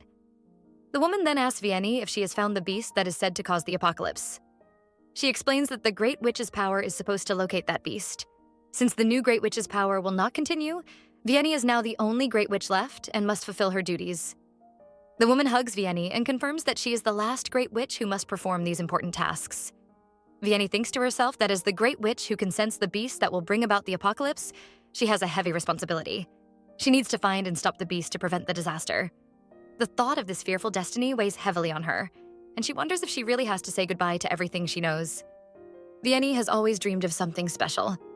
She recalls Mlatt shouting at her, warning her that if she falls from where she's standing, she will die. Even with that warning, she has always had a strong desire to drown in the sea. She envisions her blood mixing with the water, disappearing completely, leaving no trace behind. The woman beside her tells her that jumping from where she is won't solve her problems. Instead, Vianney needs to figure out where the sword is buried. The woman says that if Vianney wants to let go of her responsibilities, she needs to make that clear. She also asks about the crows that are nearby and what they are doing there. Vianney wonders aloud what she should do if her death won't stop the apocalypse. The woman responds that if Vianney isn't truly the last Great Witch, then there will be someone else to take over her duties. Vianney acknowledges that she is the last Great Witch. She feels that if she does nothing and nothing changes, then everything will be over for her. The woman reassures her that if she dies, another Great Witch will come to take her place and carry on the duties, so there is no need to worry too much about that. Vianney then learns that her half-brother is not dead yet. She questions if she had made a deal with the Chiron. The woman tells her that she's not the only one who knows how to betray others. In the end, Vianney realizes she still can't save the child. The woman beside her says that witches who have no magic and are just ordinary people should still be allowed to live. Vianney, feeling frustrated, says that she wants to die to stop the apocalypse. If the apocalypse can't be stopped, then the new Grand Sorcerer will take over her powers, and they won't care about anything anymore. Vianney wonders to herself what she should do now. She questions what all her past efforts have accomplished. She ends up struggling to survive and run away, but she's left wondering what it was all for. The woman pulls Vianney, insisting she must fulfill her duties as the Great Witch. Vianney wonders why she is even there. The woman says it's time to stop the apocalypse. Another woman nearby mentions that all preparations are done, so Vianney should be brought back. They reassure her that it's going to be okay, and that she will soon finish everything. Just as one of them is about to stab Vianney, they suddenly see blue fire. Vianney looks at Mlatt and asks how this happened. Mlatt tells her that he finally caught her. She replies that just like he said before, she'd rather die. Mlatt says that if she wants, he will destroy everything and everyone for her. He'll burn everything down as long as she is his. Vianney reminds him that he said even the gods reject her body. Mlatt says that's what the gods said, but for the rest of her life, she has to be where he can see her. Even if he dies, he will hold on to her all the way to hell. Vianney wakes up and finds herself in Castle Raven. As she tries to get up, Mlatt picks her up and carries her. She tells him she can walk on her own, but he gently lays her back down on the bed. He asks her how her body feels, and she says she feels really well. Mlatt looks puzzled and asks her what she means by really well. She insists she feels very good, but when he touches her foot, he questions if that's true. He tells her that next time, she can only eat soup, and her wound will be treated every morning and evening in front of him. Vianney asks if the person who treated her before will come again. Mlatt asks if she's expecting that person, and she says it's not like that. He tells her he has already called in a new doctor. Then Vianney asks if he's going to hand her over to the high priest or use her blood for experiments. Mlatt pins her gently to the bed and says that since she seems to have forgotten, he will remind her again. Even if he cleans up all the evil in the land, he will keep only her. She must live next to him. He kisses her softly, covers her eyes, and tells her to get more sleep. After he leaves, Vianney touches her lips and notices that her blood isn't warm anymore. The guards are talking about how the mains seem to be shrinking and how it's becoming harder to find witches. Mlatt thinks to himself that when he saw them before, he quickly burned them down. But back then, he had to save one of them, and now he's dealing with a troublesome situation. The sword has become an issue, and since there was no one left to interrogate, things are complicated. Mlatt tells the soldiers they need to rest for a while. One of the guards agrees and mentions Warden Braun.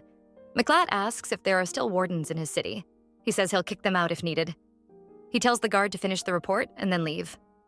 The guard agrees. Even an hour away from Vianney feels too long for Mlatt. He worries she might be thinking troubling things again. He goes to his room and asks Dr. Moria about Vianney's condition.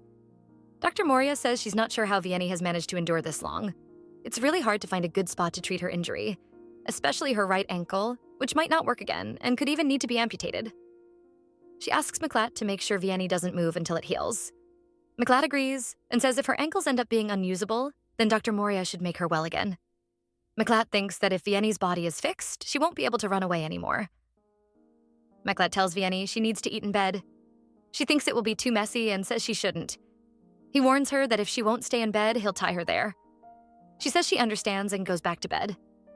He also tells her she has to eat everything on her plate. She replies there's a lot of food. He explains that if she doesn't eat, the medicine won't work, and asks why she's on the floor instead of sitting on the couch.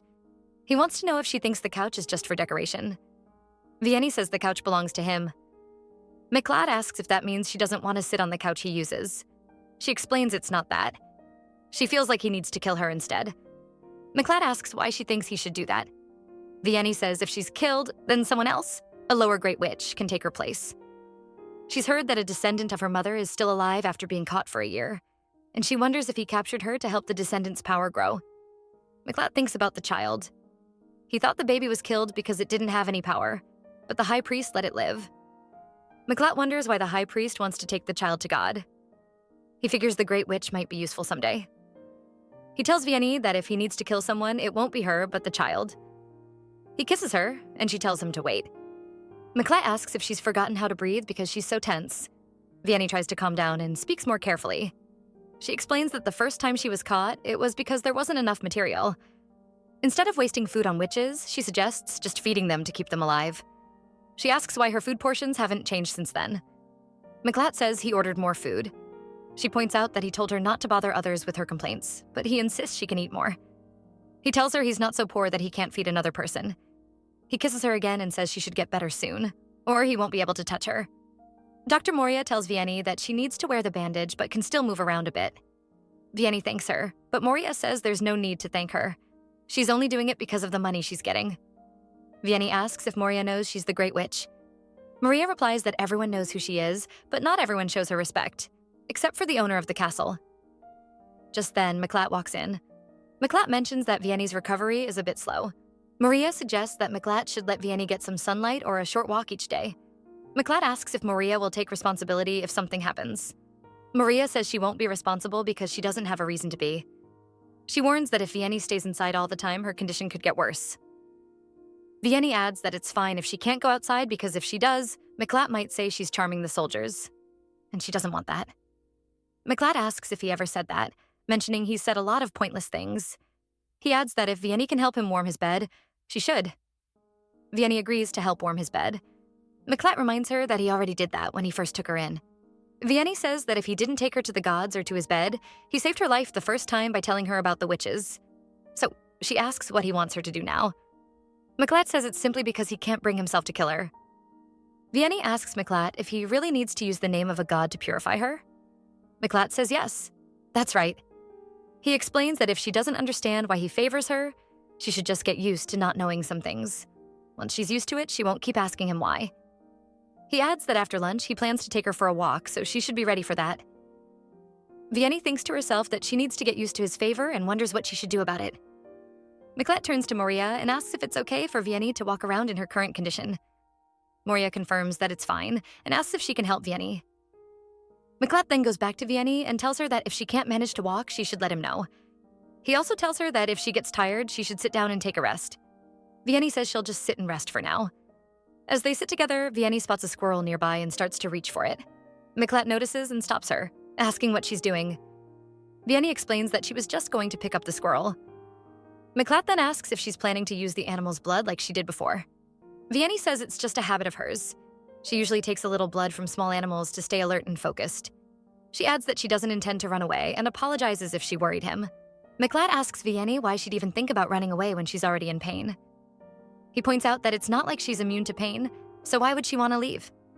Vianney replies that since she's lived with pain all her life, it's not a big deal for her.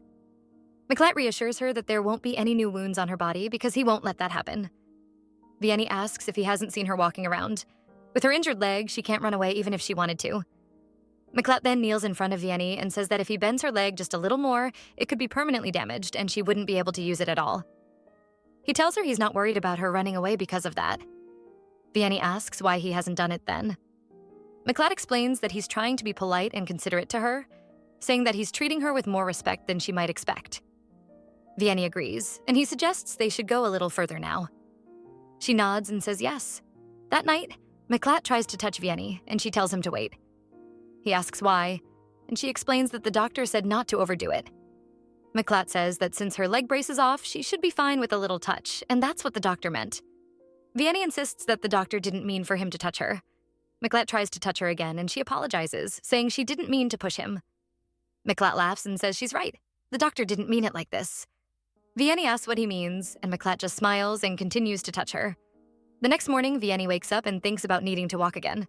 She tells the guard, who tells her to get ready first. After she's prepared, they go outside. Since Vianney and Mlatt slept together, he doesn't lock the door anymore, which means she can move around freely. However, there are always guards following her. Even though she's a great witch, she hasn't seen any squirrels or small animals since that day. Vianney realizes she doesn't want to provoke Mlatt, and she's grateful for being treated so well. She remembers Genshin and thinks about him. Vianney wonders if Mlatt killed Genshin. Even if Genshin is still alive, she thinks it's unlikely she can meet him now, as he probably knows she deceived him. Just then, she notices crows and wonders why they are around. The guard suggests they should head back now, and Vianney agrees. As they are about to leave, Dr. Pepin calls out to her. Vianney wonders why he is there. The guard tells Pepin to stay away, but Pepin insists there's no need to be so cautious since he's the Great Witch's doctor. Vianney tells the guard that her doctor is Dr. Moria. The guard says they should start going, but Pepin says it's fine and that they will see each other again soon. Pepin mentions that he's been dealing with small animals lately and asks if it's really fair to expel the other magistrates. Mlatt responds that Pepin will likely end up like them. Pepin explains he's there with orders from the high priest and admits he's been worried. Mlatt asks if that's why Pepin took half of Vianney's blood. Pepin says he didn't steal anything. He just followed orders and did some experiments. Now that Vianney has appeared, he doesn't need to find a substitute. Mlatt tells Pepin that he will never get a chance to see Vianney again. Pepin asks if he caught a Maine alive, which Mlatt realizes is about Gentian. In a flashback, Gentian asks Mlatt why he didn't kill him. Mlatt tells the guard to keep Gentian alive so they can torture him as much as they want. Presently, Mlatt asks Pepin if his intention is to meet the mine, and Pepin says yes. He explains that he needs to clear up some things because the high priest's health has gotten a lot worse. Pepin insists that it's not just his own curiosity, he's doing it for the sake of the high priest. Mlatt agrees to let him meet the Maine, but says that Pepin will be watched by guards whenever he's around the Maine. Pepin is concerned that this won't work, because everything related to the high priest must be kept secret. He says he needs at least 10 days to get things done. Mlatt thinks to himself that if it's only for 10 days, there shouldn't be a problem letting Vianney stay in her room. He agrees to Pepin's request. Pepin starts to say something more, but Mlatt interrupts him. He says he'll arrange for Pepin to be placed in a room near the cell where the mine is kept. Pepin protests, saying this arrangement might make him forget the importance of the god's message. He warns that the great witch's beauty and sweet words can be misleading, which could be dangerous. Mlatt responds, saying Pepin is just repeating what he has already said. Pepin insists that Mlatt should not ignore his warnings. He explains that the high priest is fighting hard to keep the blessing that God has given to humans. As he speaks, the guards begin to drag Pepin away. Mlatt wonders what God's blessing really means and decides he needs to look into it. The next morning, Mlatt and Vianney are lying in bed together. Vianney thinks to herself that she didn't expect these peaceful days to last so long. She wonders if it's okay to just stay like this, and if anything will change. She tells herself to stop thinking about strange things. Mlatt stirs and says he feels too itchy. Vianney apologizes for waking him up, and he tells her it's fine because he should be awake anyway. She asks if he's going to pray today. Mlatt replies that, like the Great Witch's quest, he also has work to do with God. Vianney thinks to herself that if Mlatt is so determined to go to hell with her, why would he bother with praying? Mlatt then asks if she saw Pepin. Vianney says she did. Mlatt explains that because of the high priest's poor health, Pepin will be staying around for a few days. Although Mlatt knows it might be a bit uncomfortable, he tells her to endure it for 10 days. Vianney says she understands. Mlatt tells her if she needs anything, she should let him know. Vianney replies that she doesn't need anything. Mlatt insists she should think of something because he can give her anything she wants. Vianney says she's seen enough and doesn't need anything more. Mlatt hears that the Maines are still alive. The guard explains that the guards were a bit careless and noticed the Maines weren't moving, so they're getting close. They need to hurry and deal with them. Even Pepin asked for more time with the Maine. Mlatt tells the guard to warn Pepin that if he doesn't want to end up in prison, he should hurry up. The guard says Pepin has a certificate from the high priest, so no one dares to touch him right now. Mlatt asks if there's anything else. The guard says the mine wants to meet the Great Witch. He just wants to see her face, and then he'll cooperate.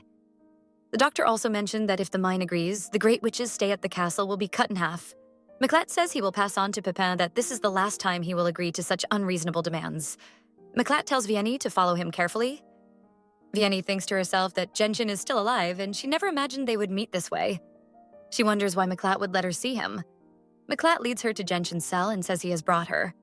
Mlatt says to Gentian that now he has seen Vianney's face, is that enough? Vianney asks if she can have a private moment with Gentian. She wants to say goodbye to him one last time. Mlatt warns Gentian that if he tries anything sneaky, he'll burn him alive. Then he leaves the room, closing the door behind him. Gentian looks at Vianney and says she looks healthy, which surprises him. He had thought their discussions were just talk, but now he sees that she really is with Mlatt. Vianney asks why Gentian hasn't been able to contact his colleagues. He replies that he has tried to get in touch but hasn't had any luck so far. Gentian then explains to Vianney that he knows what Mlatt wants from her. He tells her that Mlatt is looking for a baby. Vianney seems confused, so Gentian continues. He says that Mlatt is after the child who will inherit her powers. Since they have already killed one child, they now need a new one, and they plan to take it from her. Vianney remembers everything Mlatt has told her and thinks to herself that this can't be true. Gentian tells her that his colleagues will be coming out soon, so she should leave the city before that happens. He plans to pretend to cooperate with Dr. Pepin in order to escape from captivity. Once he's out, they will have a chance to get away together. He pleads with her to go with him when the time comes. Just then, Mlatt walks back into the room and asks Gentian what he's saying. Gentian replies that he won't say anything nice to someone who betrayed him, especially not to someone who almost killed him. Mlatt gets ready to set Gentian on fire, but Pepin quickly intervenes. He reminds Mlatt that killing Gentian isn't a good idea because Gentian's cooperation is important for their plans. Mlatt asks Vianney if she can stand up. She says yes, she can. Every day, Mlatt prays. He believes that the Iron Banner, which represents the embodiment of God, must hold a fallen witch. From the beginning, everything has been about serving God. Later that day, Mlatt asks Vianney if she's hurt. Vianney tells him she feels a bit sensitive because of what happened earlier in the morning. She says if she's hurt, he needs to let her know. Then she asks him if he no longer wants her power. Mlatt thinks about what the high priest had said to him earlier. Vianney keeps begging him for an answer. Mlatt tells her that the Mains will be close by, so he has to leave tomorrow. He says that when she opens her eyes, he won't be there, but he will come back soon, so she should wait for him. Vianney tells him to be careful and thinks to herself that he hasn't really answered her question. The next day, Mlatt leaves. Vianney hears noises outside and turns around. She sees that Gentian has killed her guard and is telling her to follow him. Moria, who is also there, says that if Vianney runs away like this, Mlatt might kill her. Vianney replies that she should tell Mlatt that the Great Witch can't continue anymore, so they should forget about her power and her existence. She thinks to herself that Mlatt would have killed her if she hadn't known anything. When the heretics come back, it's after everything has happened. Mlatt goes to his room but finds it empty. Moria tells him that Vianney left a message saying her power won't continue and he should act like it never existed. Mlatt goes to the mine's prison but finds it empty too. He notices the source of the high priest's power and then takes his horse and leaves. Moria calls after him, but Mlatt doesn't answer. Vianney tells Gentian she can leave on her own. Gentian says his colleagues are coming soon and then he passes out. Vianney begs him to wake up. She then sees some people who greet her.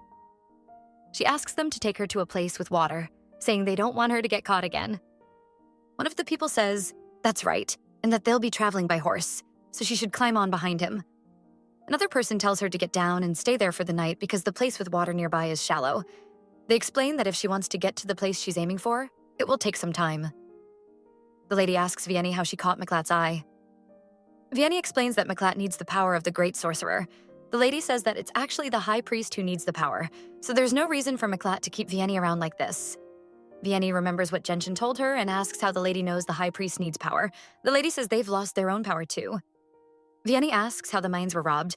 The lady explains that since they were turned into containers by the high priest, their power weakens if they don't submit to him. Vianney is confused, so the lady goes on to say that the object is meant to store their power. She asks if Vianney has met the high priest, mentioning that he doesn't look old at all. The lady says it's all their strength that he's using, and now it seems he has touched the Great Witch, which is disgusting.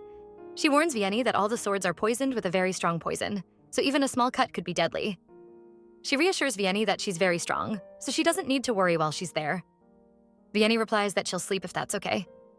The lady agrees but wonders why Mlatt hasn't handed Vianney over to the high priest after a year.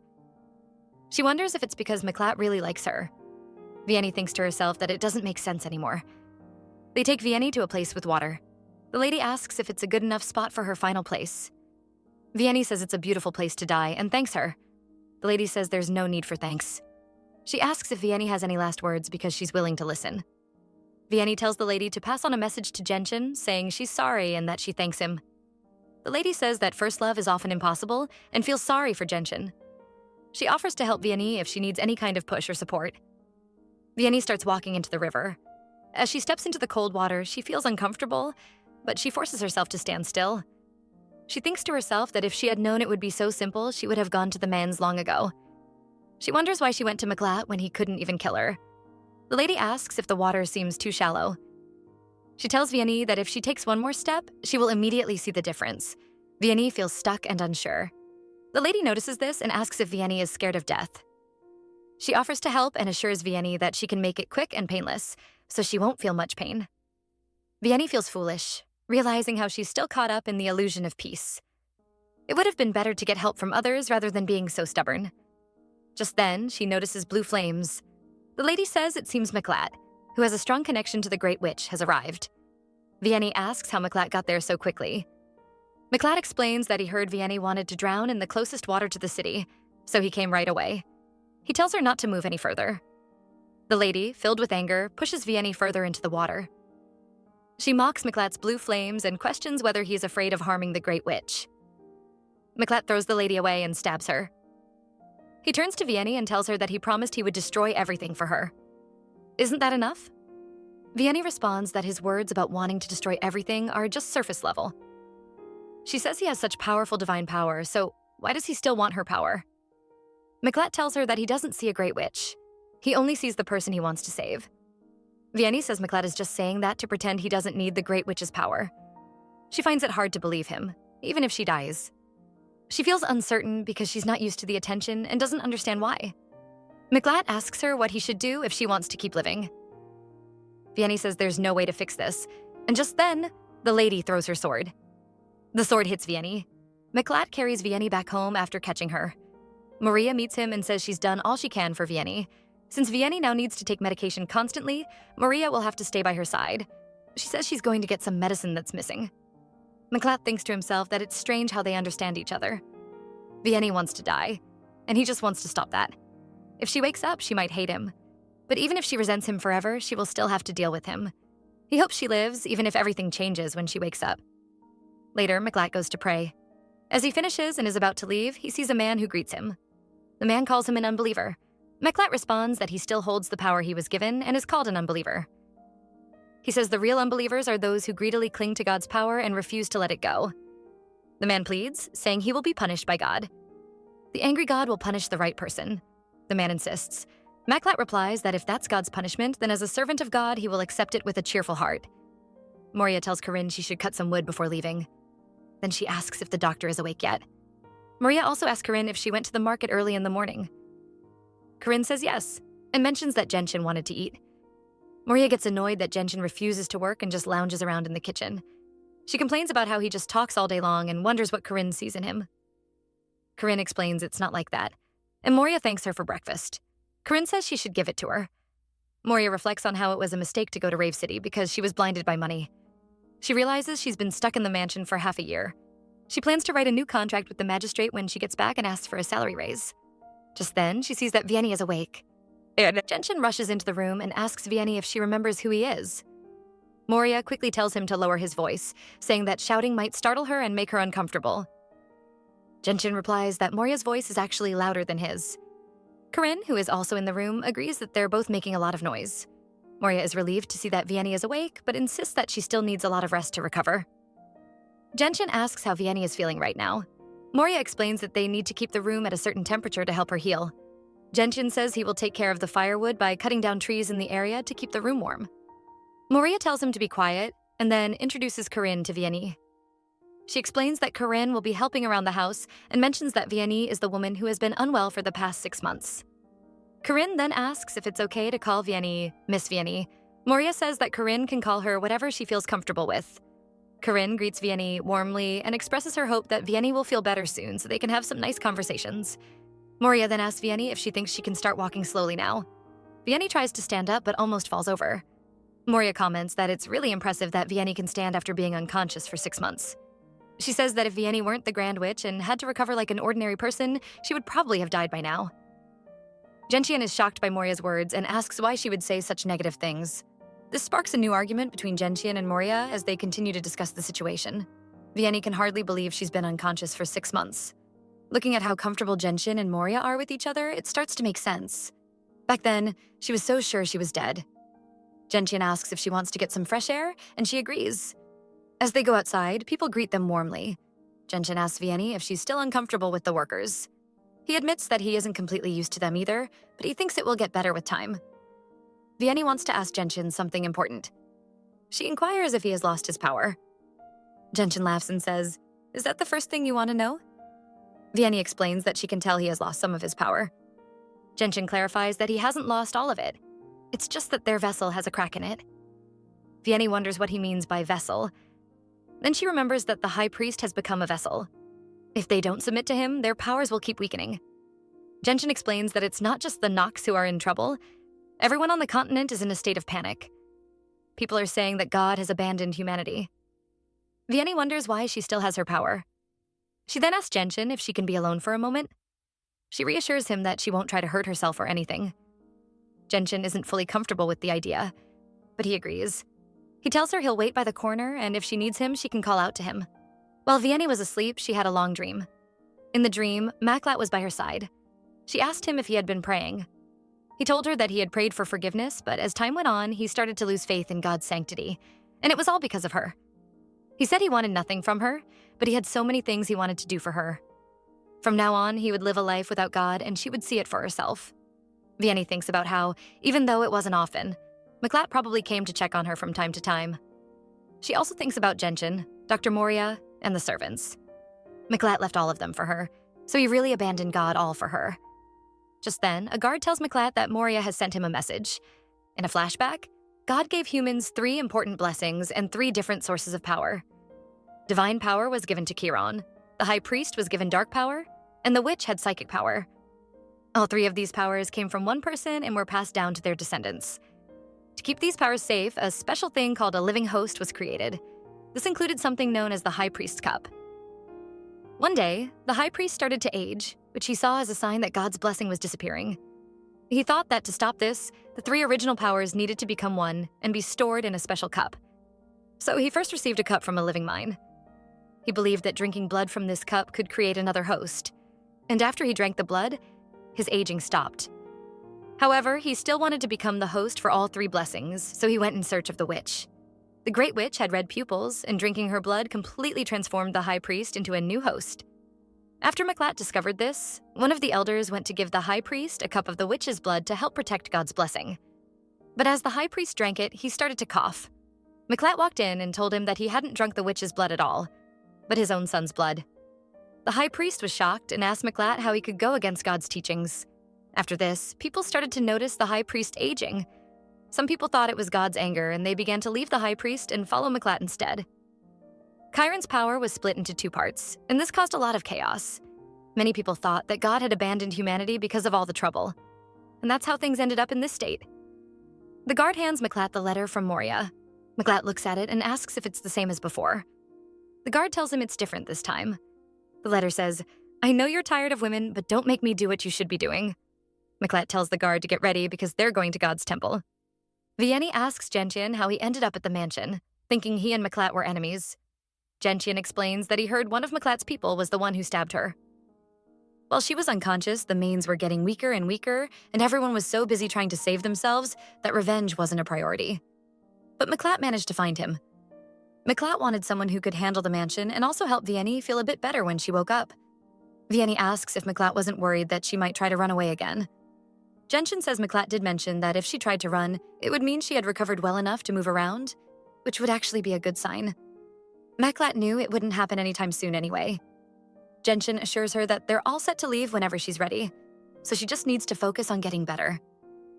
He promises they won't get caught this time. Vianney wonders if she still wants to run away after what Mlatt told her. How all he wants is her. Just then, Moria walks in and asks how she's feeling. Vianney says she's feeling much better now. Moria is glad to hear that and says she'll leave some medicine for Vianney, reminding her not to forget to take it. Moria then asks if Vianney likes water so much. Vianney is confused and replies that she heard Vianney prefers places near water, which is why the mansion was chosen for her recovery. Vianney then mentions that she tried to drown herself several times. Moria is shocked and asks if she really did that. Moria says she should have realized something was up when Mlatt mentioned Vianney liking water. Vianney asks if Mlatt will be coming back soon. Moria isn't sure, but thinks Mlatt probably got the message when he woke up. He's likely off to finish some important task. Vianney asks what the task is, and Moria replies that she doesn't know the details. She explains that Chiron is involved in some internal conflict right now, and Mlatt is directly opposing the High Priest. So Moria is saying that Mlatt probably won't be back anytime soon, so Vianney shouldn't worry too much or stress herself out. The mind's power is fading, and Mlatt is against the High Priest. Vianney wonders if, with the power disappearing, divinity might fade too. She asks if Mlatt will be okay without his divinity. Moria doesn't really know, but guesses that if divinity disappears, it might mean that God has truly abandoned humanity. This could lead to even more chaos, and people would start looking for someone to blame. That someone would likely be Mlatt. However, Moria says it won't have anything to do with Vianney, so she shouldn't worry. Vianney thinks about how it doesn't really involve her, whether Mlatt abandons God or God abandons humanity. Meanwhile, the High Priest is praying to God for mercy and compassion. Mlatt calls out to him. The high priest is surprised that Mlatt found him so quickly. Mlatt replies that he remembers burning half of Tempe just 6 months ago, and since it's his homeland, he knew the place well enough not to need an informant. The high priest questions how a servant of God could be tempted by a witch and end up destroying his own holy empire. He says that when people lose God's blessing, they also lose the ability to tell good from evil. Without this ability, they won't see the demons hiding among them, and chaos will take over the world. He asks if Mlatt plans to watch as all this happens. Mlatt is known as the most praised sword of the high priest. He's the servant of God who was supposed to get rid of evil with his harsh flames. He's spent his whole life following God's teachings and commandments. But now, Mlatt says he won't give up one person's life to save many others, even if it makes the future of humanity uncertain. He just wants that one person to be at peace. The high priest tells Mlatt that he has become a monster. He says that once Mlatt takes his last breath, all of God's blessings will vanish. Mlatt knows this, and the high priest warns that this means all of God's power, including Mlatt's divinity, will disappear. He asks if Mlatt can live with that. Mlatt wonders what the problem is. The high priest says that because of Mlatt, humanity will never be saved, and he will have to face endless resentment and blame. Mlatt responds that he will only be marking the end of God, not the end of humanity. This change will just let humans live as humans. The high priest calls Mlatt a foolish beast, and Mlatt kills him. The divine power that has always been burning inside Mlatt is fading away. When it's gone, he will just be an ordinary human, no longer one of God's chosen, but just a hollow shell. As he sees a crow and thinks about Vianney, he realizes that now, without God, Vianney is his only God. He hopes she won't hate him for not being able to let her go. If keeping her by his side means losing everything else, he's willing to accept it. The crow flies away. Mlatt thinks to himself that he was wrong to call Vianney his God. He wonders how a follower could try to keep their God all to themselves. He sees himself as a corrupt beast, and yet he wants Vianney to know about his corruption. He hopes that maybe she would feel some sympathy for him. He's willing to become a beast just to have that. Vianney is on the beach, thinking about her talk with Genshin. He had asked if she was really not going with him, and she had said no.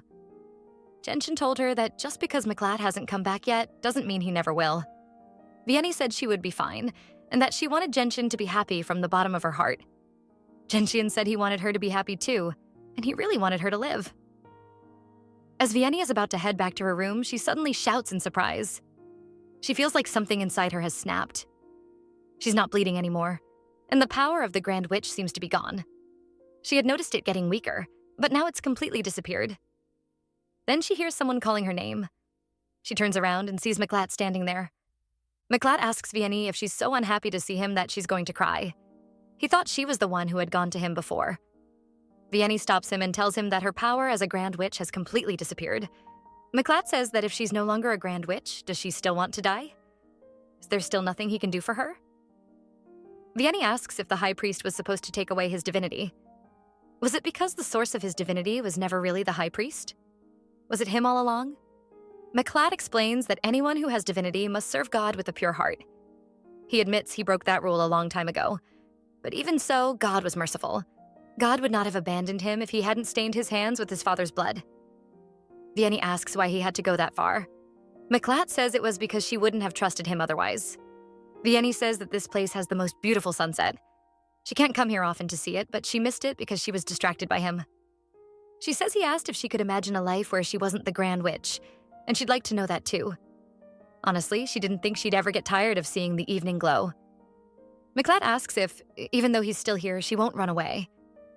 Vianney says that Genshin left yesterday, so they're a bit short-staffed. She asks if he will help out.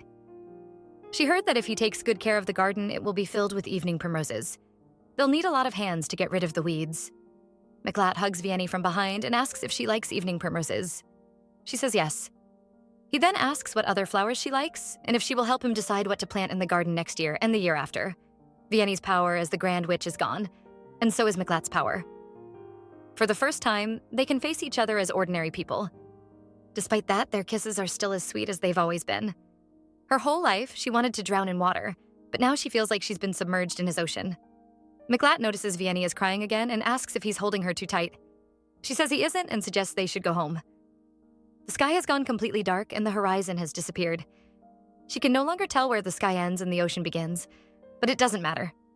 Everything has merged into one color, and that's all she really needs. Corinne asks Vianney if the master has been fired.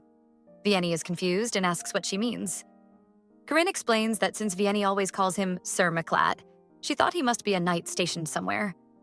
She wonders what kind of job would let knights take a day off these days and hopes the economy isn't so bad that it affects her pay. Vianney thinks to herself that calling him Sir Mlatt might have caused some confusion. She can't blame Corinne, though. Corinne doesn't know the full story. Vianney doesn't know the whole story either, just that Mlatt killed the high priest and burned down the high temple. Corinne then asks if she and the master are lovers. Vianney starts coughing in surprise. Corinne is surprised too and apologizes, saying she didn't mean to startle her. Vianney wonders if she and Mlatt are lovers. There was a time when she thought they were close, but she's not sure now. Mlatt hasn't touched her since that day and has been somewhat distant. Mlatt then asks if he can come in. Corinne greets him, and Vianney thinks to herself that Mlatt is no longer a prosecutor, and she is no longer a Grand Witch. So what are they supposed to be now? Corinne tells them to leave the sewing to her, since that's what she was hired for. Mlatt asks if that was a rag she was sewing. It looked pretty well made. Vianney asks why he is there. He says he's pulled out all the weeds. The once mighty protector of Chiron is now working in the garden. Is that a pathetic excuse? Vianney asks if Mlatt has any other job besides being a knight. He says no, and asks why she's asking. She says he's not a knight anymore, and she's not sure what to call him. He tells her to call him whatever she wants. If she can't think of anything, she can just call him Mlatt. She then asks about Rave Castle. Wasn't he the lord of that castle? Has he left it unoccupied? Mlatt says he has passed the ownership of the castle to someone else. Vianney understands, so he doesn't have a castle or a job now. All he has left is the mansion. Mlatt wonders if she doesn't want a man who owns a castle. It will take some time to get that place back. Meanwhile, Vianney thinks to herself that Mlatt has turned the world upside down and lost all his wealth because of it. Yet she's been living without a care, like a selfish person. Vianney apologizes to Mlatt. He asks why. She tells him not to worry. Mlatt is confused and asks why again. Vianney says that while sewing might not be his strong suit, she's sure he can find something else he's good at, so there's no need for him to feel upset. Vianney says she'll find a job she can do, and that she's his only hope. Corinne calls Vianney and says it's fine. Cooking meat takes a lot of skill, and she can't get it right on the first try.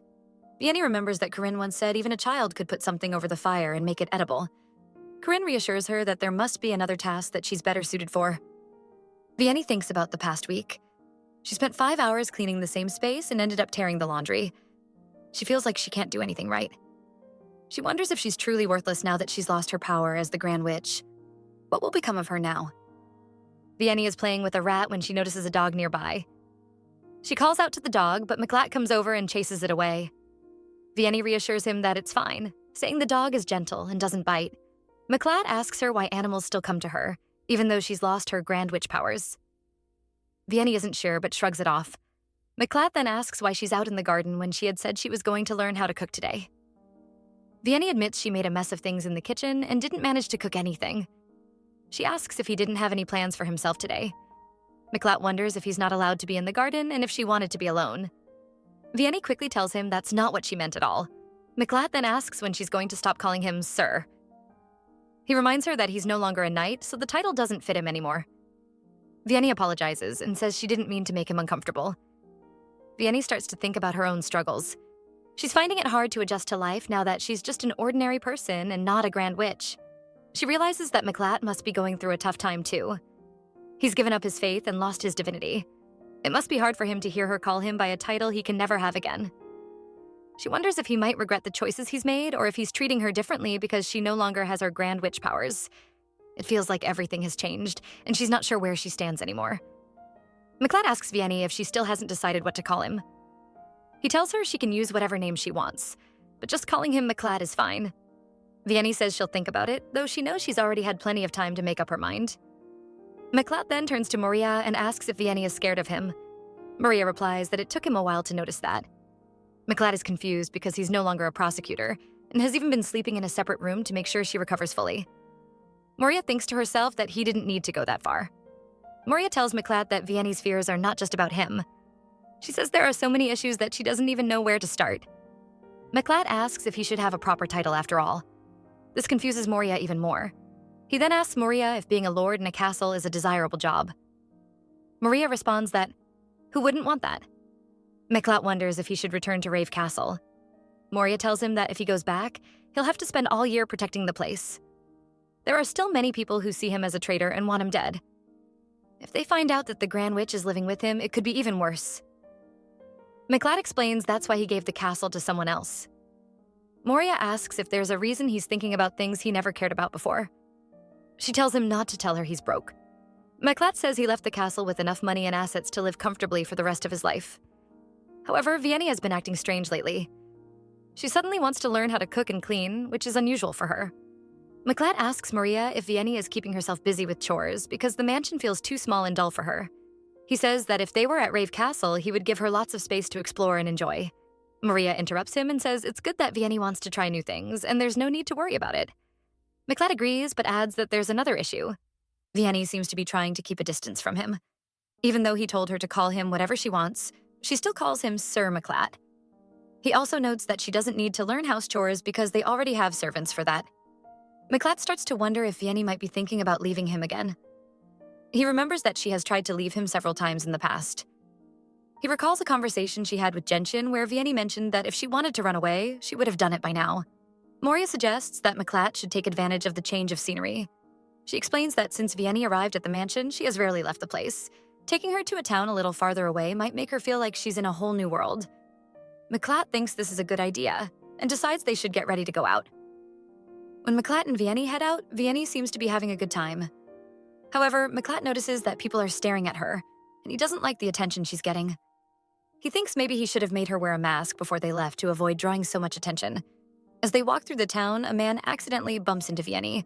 Mlatt immediately steps in and asks the man who he thinks he is, feeling protective of Vianney and concerned about her safety. The man apologizes, saying he should have been more careful about where he was going. Mlatt asks the man what he wants with Vianney and tells him to state his intentions clearly. The man explains that they sell the most beautiful lamps in town. Vianney notices a pretty lamp and asks the man which one is the prettiest. The man says he'll bring out the most amazing lamp they have in the shop and goes inside to get it. Mlatt thinks to himself that he really needs to get something to cover Vianney's face.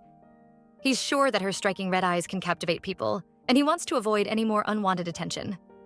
Vianney calls out to him, showing him a lamp with a bird figurine on it and asks if it's pretty. Mlatt agrees that it is. He tells her that if she likes it, she should get it, or he could just buy her the whole display if she wants. Vianney says she doesn't really need it, and, spotting something else, goes into the store to check it out. The man welcomes them to the exotic pet shop. Vianney looks at a parrot, and the shop owner comments that she has a good eye. He tells her that they just caught the parrot yesterday, and if she buys it, they will give her the first wing trim for free. Vianney asks what that means, and he explains that it involves clipping the bird's primary flight feathers on each wing. Without regular wing trims, the bird might fly away. Vianney wonders why she would want a bird that can't fly. The shop owner says it's meant to be a pet, and the wings need to be clipped for it to stay put. Mlatt points out that there are other interesting things in this shop as well. Vianney asks if he can buy the bird for her. Mlatt tells her that it will be fun. The shopkeeper says it's a great choice and will clip the bird's wings for her right away. Vianney says there's no need for that. The shopkeeper insists it might fly away without the wing trim, but Vianney decides to take the bird as it is. Mlatt asks if she's sure she doesn't want him to carry it. Vianney says she wants to do it herself. Mlatt warns that if the wings are left untrimmed, the bird might fly away at any moment. Vianney says he's wrong and there's nothing to worry about. Mlatt is unsure if she's talking about the bird or herself and decides it's time to go home. Moria notices that Vianney brought the bird home without having its wings clipped. She asks if Vianney is planning to set the bird free now that it's at home. Vianney replies that she didn't buy the bird just to let it go. She didn't want its wings clipped because she wanted to see a bird that would stay with her even if it could fly away. When she opened the cage door, she was curious to see if the bird would stay close, despite having perfectly healthy wings. Moria also brings up that she heard Vianney has been trying to learn how to do household chores recently.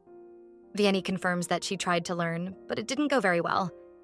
Moria says that Corinne told her all about it. Moria adds that Vianney seems to have a natural talent for gardening and that animals seem to like her. Vianney responds that she can't really make money from gardening or being good with animals. Mlatt then asks if Vianney is trying to earn money from these new skills or if she's thinking about running away again. He wants to know if she is considering leaving.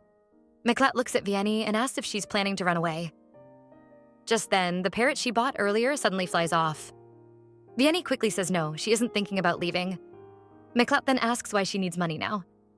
He heard that she wasn't interested in earning money or anything like that before he came to the mansion.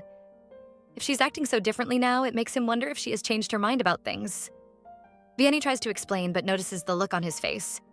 It's a familiar look, the same one he had before she disappeared. Vianney tells him that she just wants to find her own value. Mlatt asks her to explain what she means by that. She says she wants to prove that she still has worth, even though she isn't the Grand Witch anymore. She remembers how nice the merchants and passers-by were at the market the other day. She asks if Mlatt wants to sell the flowers himself. He says if she doesn't sell them, who will? Mlatt mentions he knows a merchant who can help, so all Vianney needs to do is take care of the garden. She agrees to do it. Then Vianney has another question. Earlier, Mlatt said they would spend the rest of their lives together. She wants to know if he means they should become a family, like husband and wife. Mlatt confirms that's exactly what he means. He wants them to live a normal life together, just like other people. Vianney smiles and hugs him, saying that's exactly what she wants. Vianney's beast, the one that belongs only to her, has gone to great lengths, even destroying the world, just to give her a normal life. If this is the end that her beast has brought about, she would wish for the world's destruction over and over again, even if it means sacrificing temporary happiness, just as long as it's for her beast. A man and a woman approach Mlatt. He tells them to speak. The man says they didn't think they would find the Grand Witch here. It seems they just happened to be in town and overheard someone talking about seeing her. They've taken care of all the pursuers and confirmed the identities of the ones who talked too much. Mlatt tells them to get rid of the bodies somewhere far from the mansion and make an example of them so that no one dares to target Vianney again. They agree.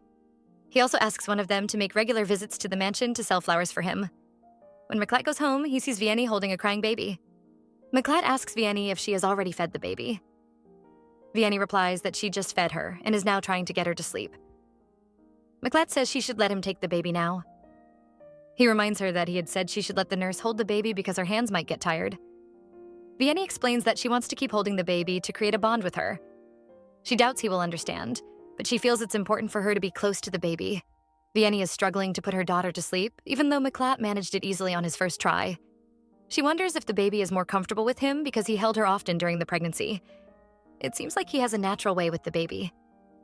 She then asks Mlatt what will happen if she never gets used to taking care of the baby. Mlatt reassures her that he will take care of it and that there are many other things she can do for their daughter. Vianney worries that if Mlatt becomes the main person taking care of the baby might learn some bad words. She mentions that children learn quickly and often pick up the way the people closest to them speak. She jokingly says that if Abellis starts talking like Mlatt, he should be careful. Mlatt responds that he will be careful and explains that the flower merchant is actually a friend, not a bad person. Vianney questions why the merchant always looks so scared if he is a friend. She knows that Mlatt has always spoken roughly and worries about how it would feel if Abellis grew up using similar language. Before she can go on, Mlatt interrupts her, saying it's time to feed the rabbits. Vianney is in a better mood now, and it's a good thing that the animals like her so much. Mlatt is reading a letter from Corinne. She writes that she hopes Vianney is doing well. She says she's very happy to wake up to the sound of birds singing every morning. But with the warmer weather, she's also been hearing squirrels knocking on the windows, dogs barking, and sometimes even deer calling. It seems Corinne has forgotten how many animals are already at the mansion. She asks if Mlatt could hire someone extra to help take care of them. Mlatt thinks to himself that he knows rabbits have red eyes by nature, but sometimes they give him a cold feeling. Vianney keeps calling his name, and he snaps out of his thoughts. He asks what she needs. She notices he seems lost in thought and wonders if he's upset about having more animals now. She thinks it might be because there are more mouths to feed. Mlatt asks why she thinks that. Vianney explains that more animals mean more food. He reassures her that she makes extra money every month from selling her flowers, so it's not a problem. Vianney asks if that really helps. Mlatt confirms it does and points out that she saw an increase in sales last month. Vianney understands but asks again what he said. Mlatt says it's nothing and suggests they go buy a new watering can, since it's time to get a new one. Mlatt picks her up and Vianney tells him she's not Abellis. He smiles and says she's his one and only. An old man sees them and comments that they're a lovely couple. Just like always. Later that evening, Mlatt and Vianney share a close, intimate moment together. Mlatt asks Vianney if she knows what nights, especially those in groups made up only of men, talk about the most. Vianney looks curious and says she doesn't know. Mlatt tells her that it's mostly about being intimate. He used to think that kind of talk was really childish, but now, whenever he hears it, he finds himself thinking about her. Vianney asks him what exactly he thinks about. Mlatt asks if she really wants him to tell her. When she says yes, he promises to give her all the details. Then they get close and spend intimate time together. Later, Vianney thinks to herself that maybe she should suggest they sleep in separate rooms for a while. She worries that her body might not be able to keep up with everything happening. Just then, her baby wakes up, and Vianney starts to play with her. Corinne comes in and asks if Vianney would like to feed the baby. Vianney happily agrees and takes the baby to feed her. Corinne notes that the baby seems very happy to see her, mentioning that she cried a lot last night because she was looking for her. Vianney reflects on how Mlatt has been very persistent about not letting her go, even when she suggested they check on Ibellis. Corinne is holding the baby and says she is so calm and mature for her age. She thinks the baby must get her calm nature from her, or else she wouldn't be so relaxed with someone as intimidating as Mlatt holding her. Vianney asks Corinne if she is still scared of Mlatt. Corinne laughs and says she'd rather not go into it. She jokes that if she hadn't met Mlatt, he would probably have stayed single for his whole life. Vianney laughs along and mentions that Corinne has told him to be careful about what he says, so it shouldn't be as bad anymore. Corinne agrees and then asks if Mlatt will be out all day again. She notices that he seems to be very busy lately. Vianney says she thinks that's likely. Mlatt tells the female guard to burn everything. She agrees and starts to work on it. Mlatt thinks to himself that it looks like he won't be able to watch the sunset with Vianney today. He needs to clean up the blood and the smell of burning before he can return. He remembers that people are still looking for him, the so-called traitorous infidel. Some people believe that since he hasn't been seen for a long time, he must have fallen into the depths of hell. As Mlatt is finishing up, he sees a man who is pleading for his life. The man says he's just passing by and promises that he won't tell anyone about what he has seen. He explains that he has a wife and daughter waiting for him at home and begs Mlatt to show him mercy. Mlatt turns to walk away from the man when suddenly the man throws a spear at him. Mlatt reacts quickly, catching the spear in midair, and then he turns back to face the man again. He asks the man what he knows about what's going on. The man, with a look of defiance, says that God will never forgive Mlatt or the witch he's protecting. Mlatt replies that he will do whatever is needed to protect his world. He's willing to set fire to everything and risk everything if it means keeping his world safe. He tells the man that if he wants to protect God's world, he needs to spill all the information he has. The man, still cursing Mlatt, refuses to cooperate, so Mlatt decides to end him. Later, Mlatt calls out for Vianney as he arrives home. Vianney responds, relieved to hear him back. Mlatt apologizes for being so late and explains that he got caught up with work. Vianney notices a faint smell of blood on him and asks if his day went well. Mlatt tells her that despite everything, it was a good day. Vianney then asks him to promise that he'll sleep in tomorrow morning. Mlatt hesitates and asks if he really has to promise. Vianney explains that she wants to wake up and see him still asleep beside her. Mlatt is touched by her request and realizes how lonely she must have felt while he was away. He thinks about how he's constantly fighting to protect their little bit of happiness. Vianney reassures Mlatt that she isn't lonely because she has him and their baby, Ibellis, to keep her company. She mentions that although some people say that God will one day bring judgment on those like Chiron's greatest traitor and the Great Witch, she remains hopeful. She believes in the small joys they share together, which help her stay grounded. Mlatt smiles at her and says, "If you keep being this cute, I might not let you sleep tonight."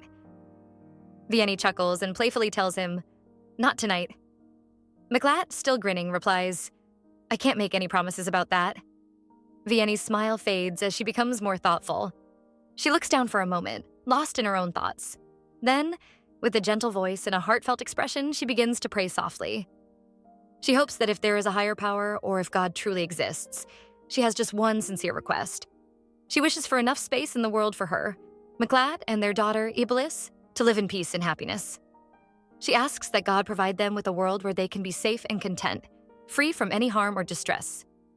She continues with her prayer, asking that if God must take away her power or even send her to burn in hell after her death, she accepts it as long as it ensures the well-being of her family. Her only wish is for her family's happiness and a peaceful life together. She wants nothing more than for Mlatt and Ibellis to be able to enjoy their lives without worry. Vianney finishes her prayer with a deep breath, feeling a sense of calm and hope. She looks up at Mlatt, her eyes filled with love and sincerity, ready to embrace whatever comes next, knowing that their happiness and safety are worth more than anything else in the world. With that, this beautiful story comes to an end.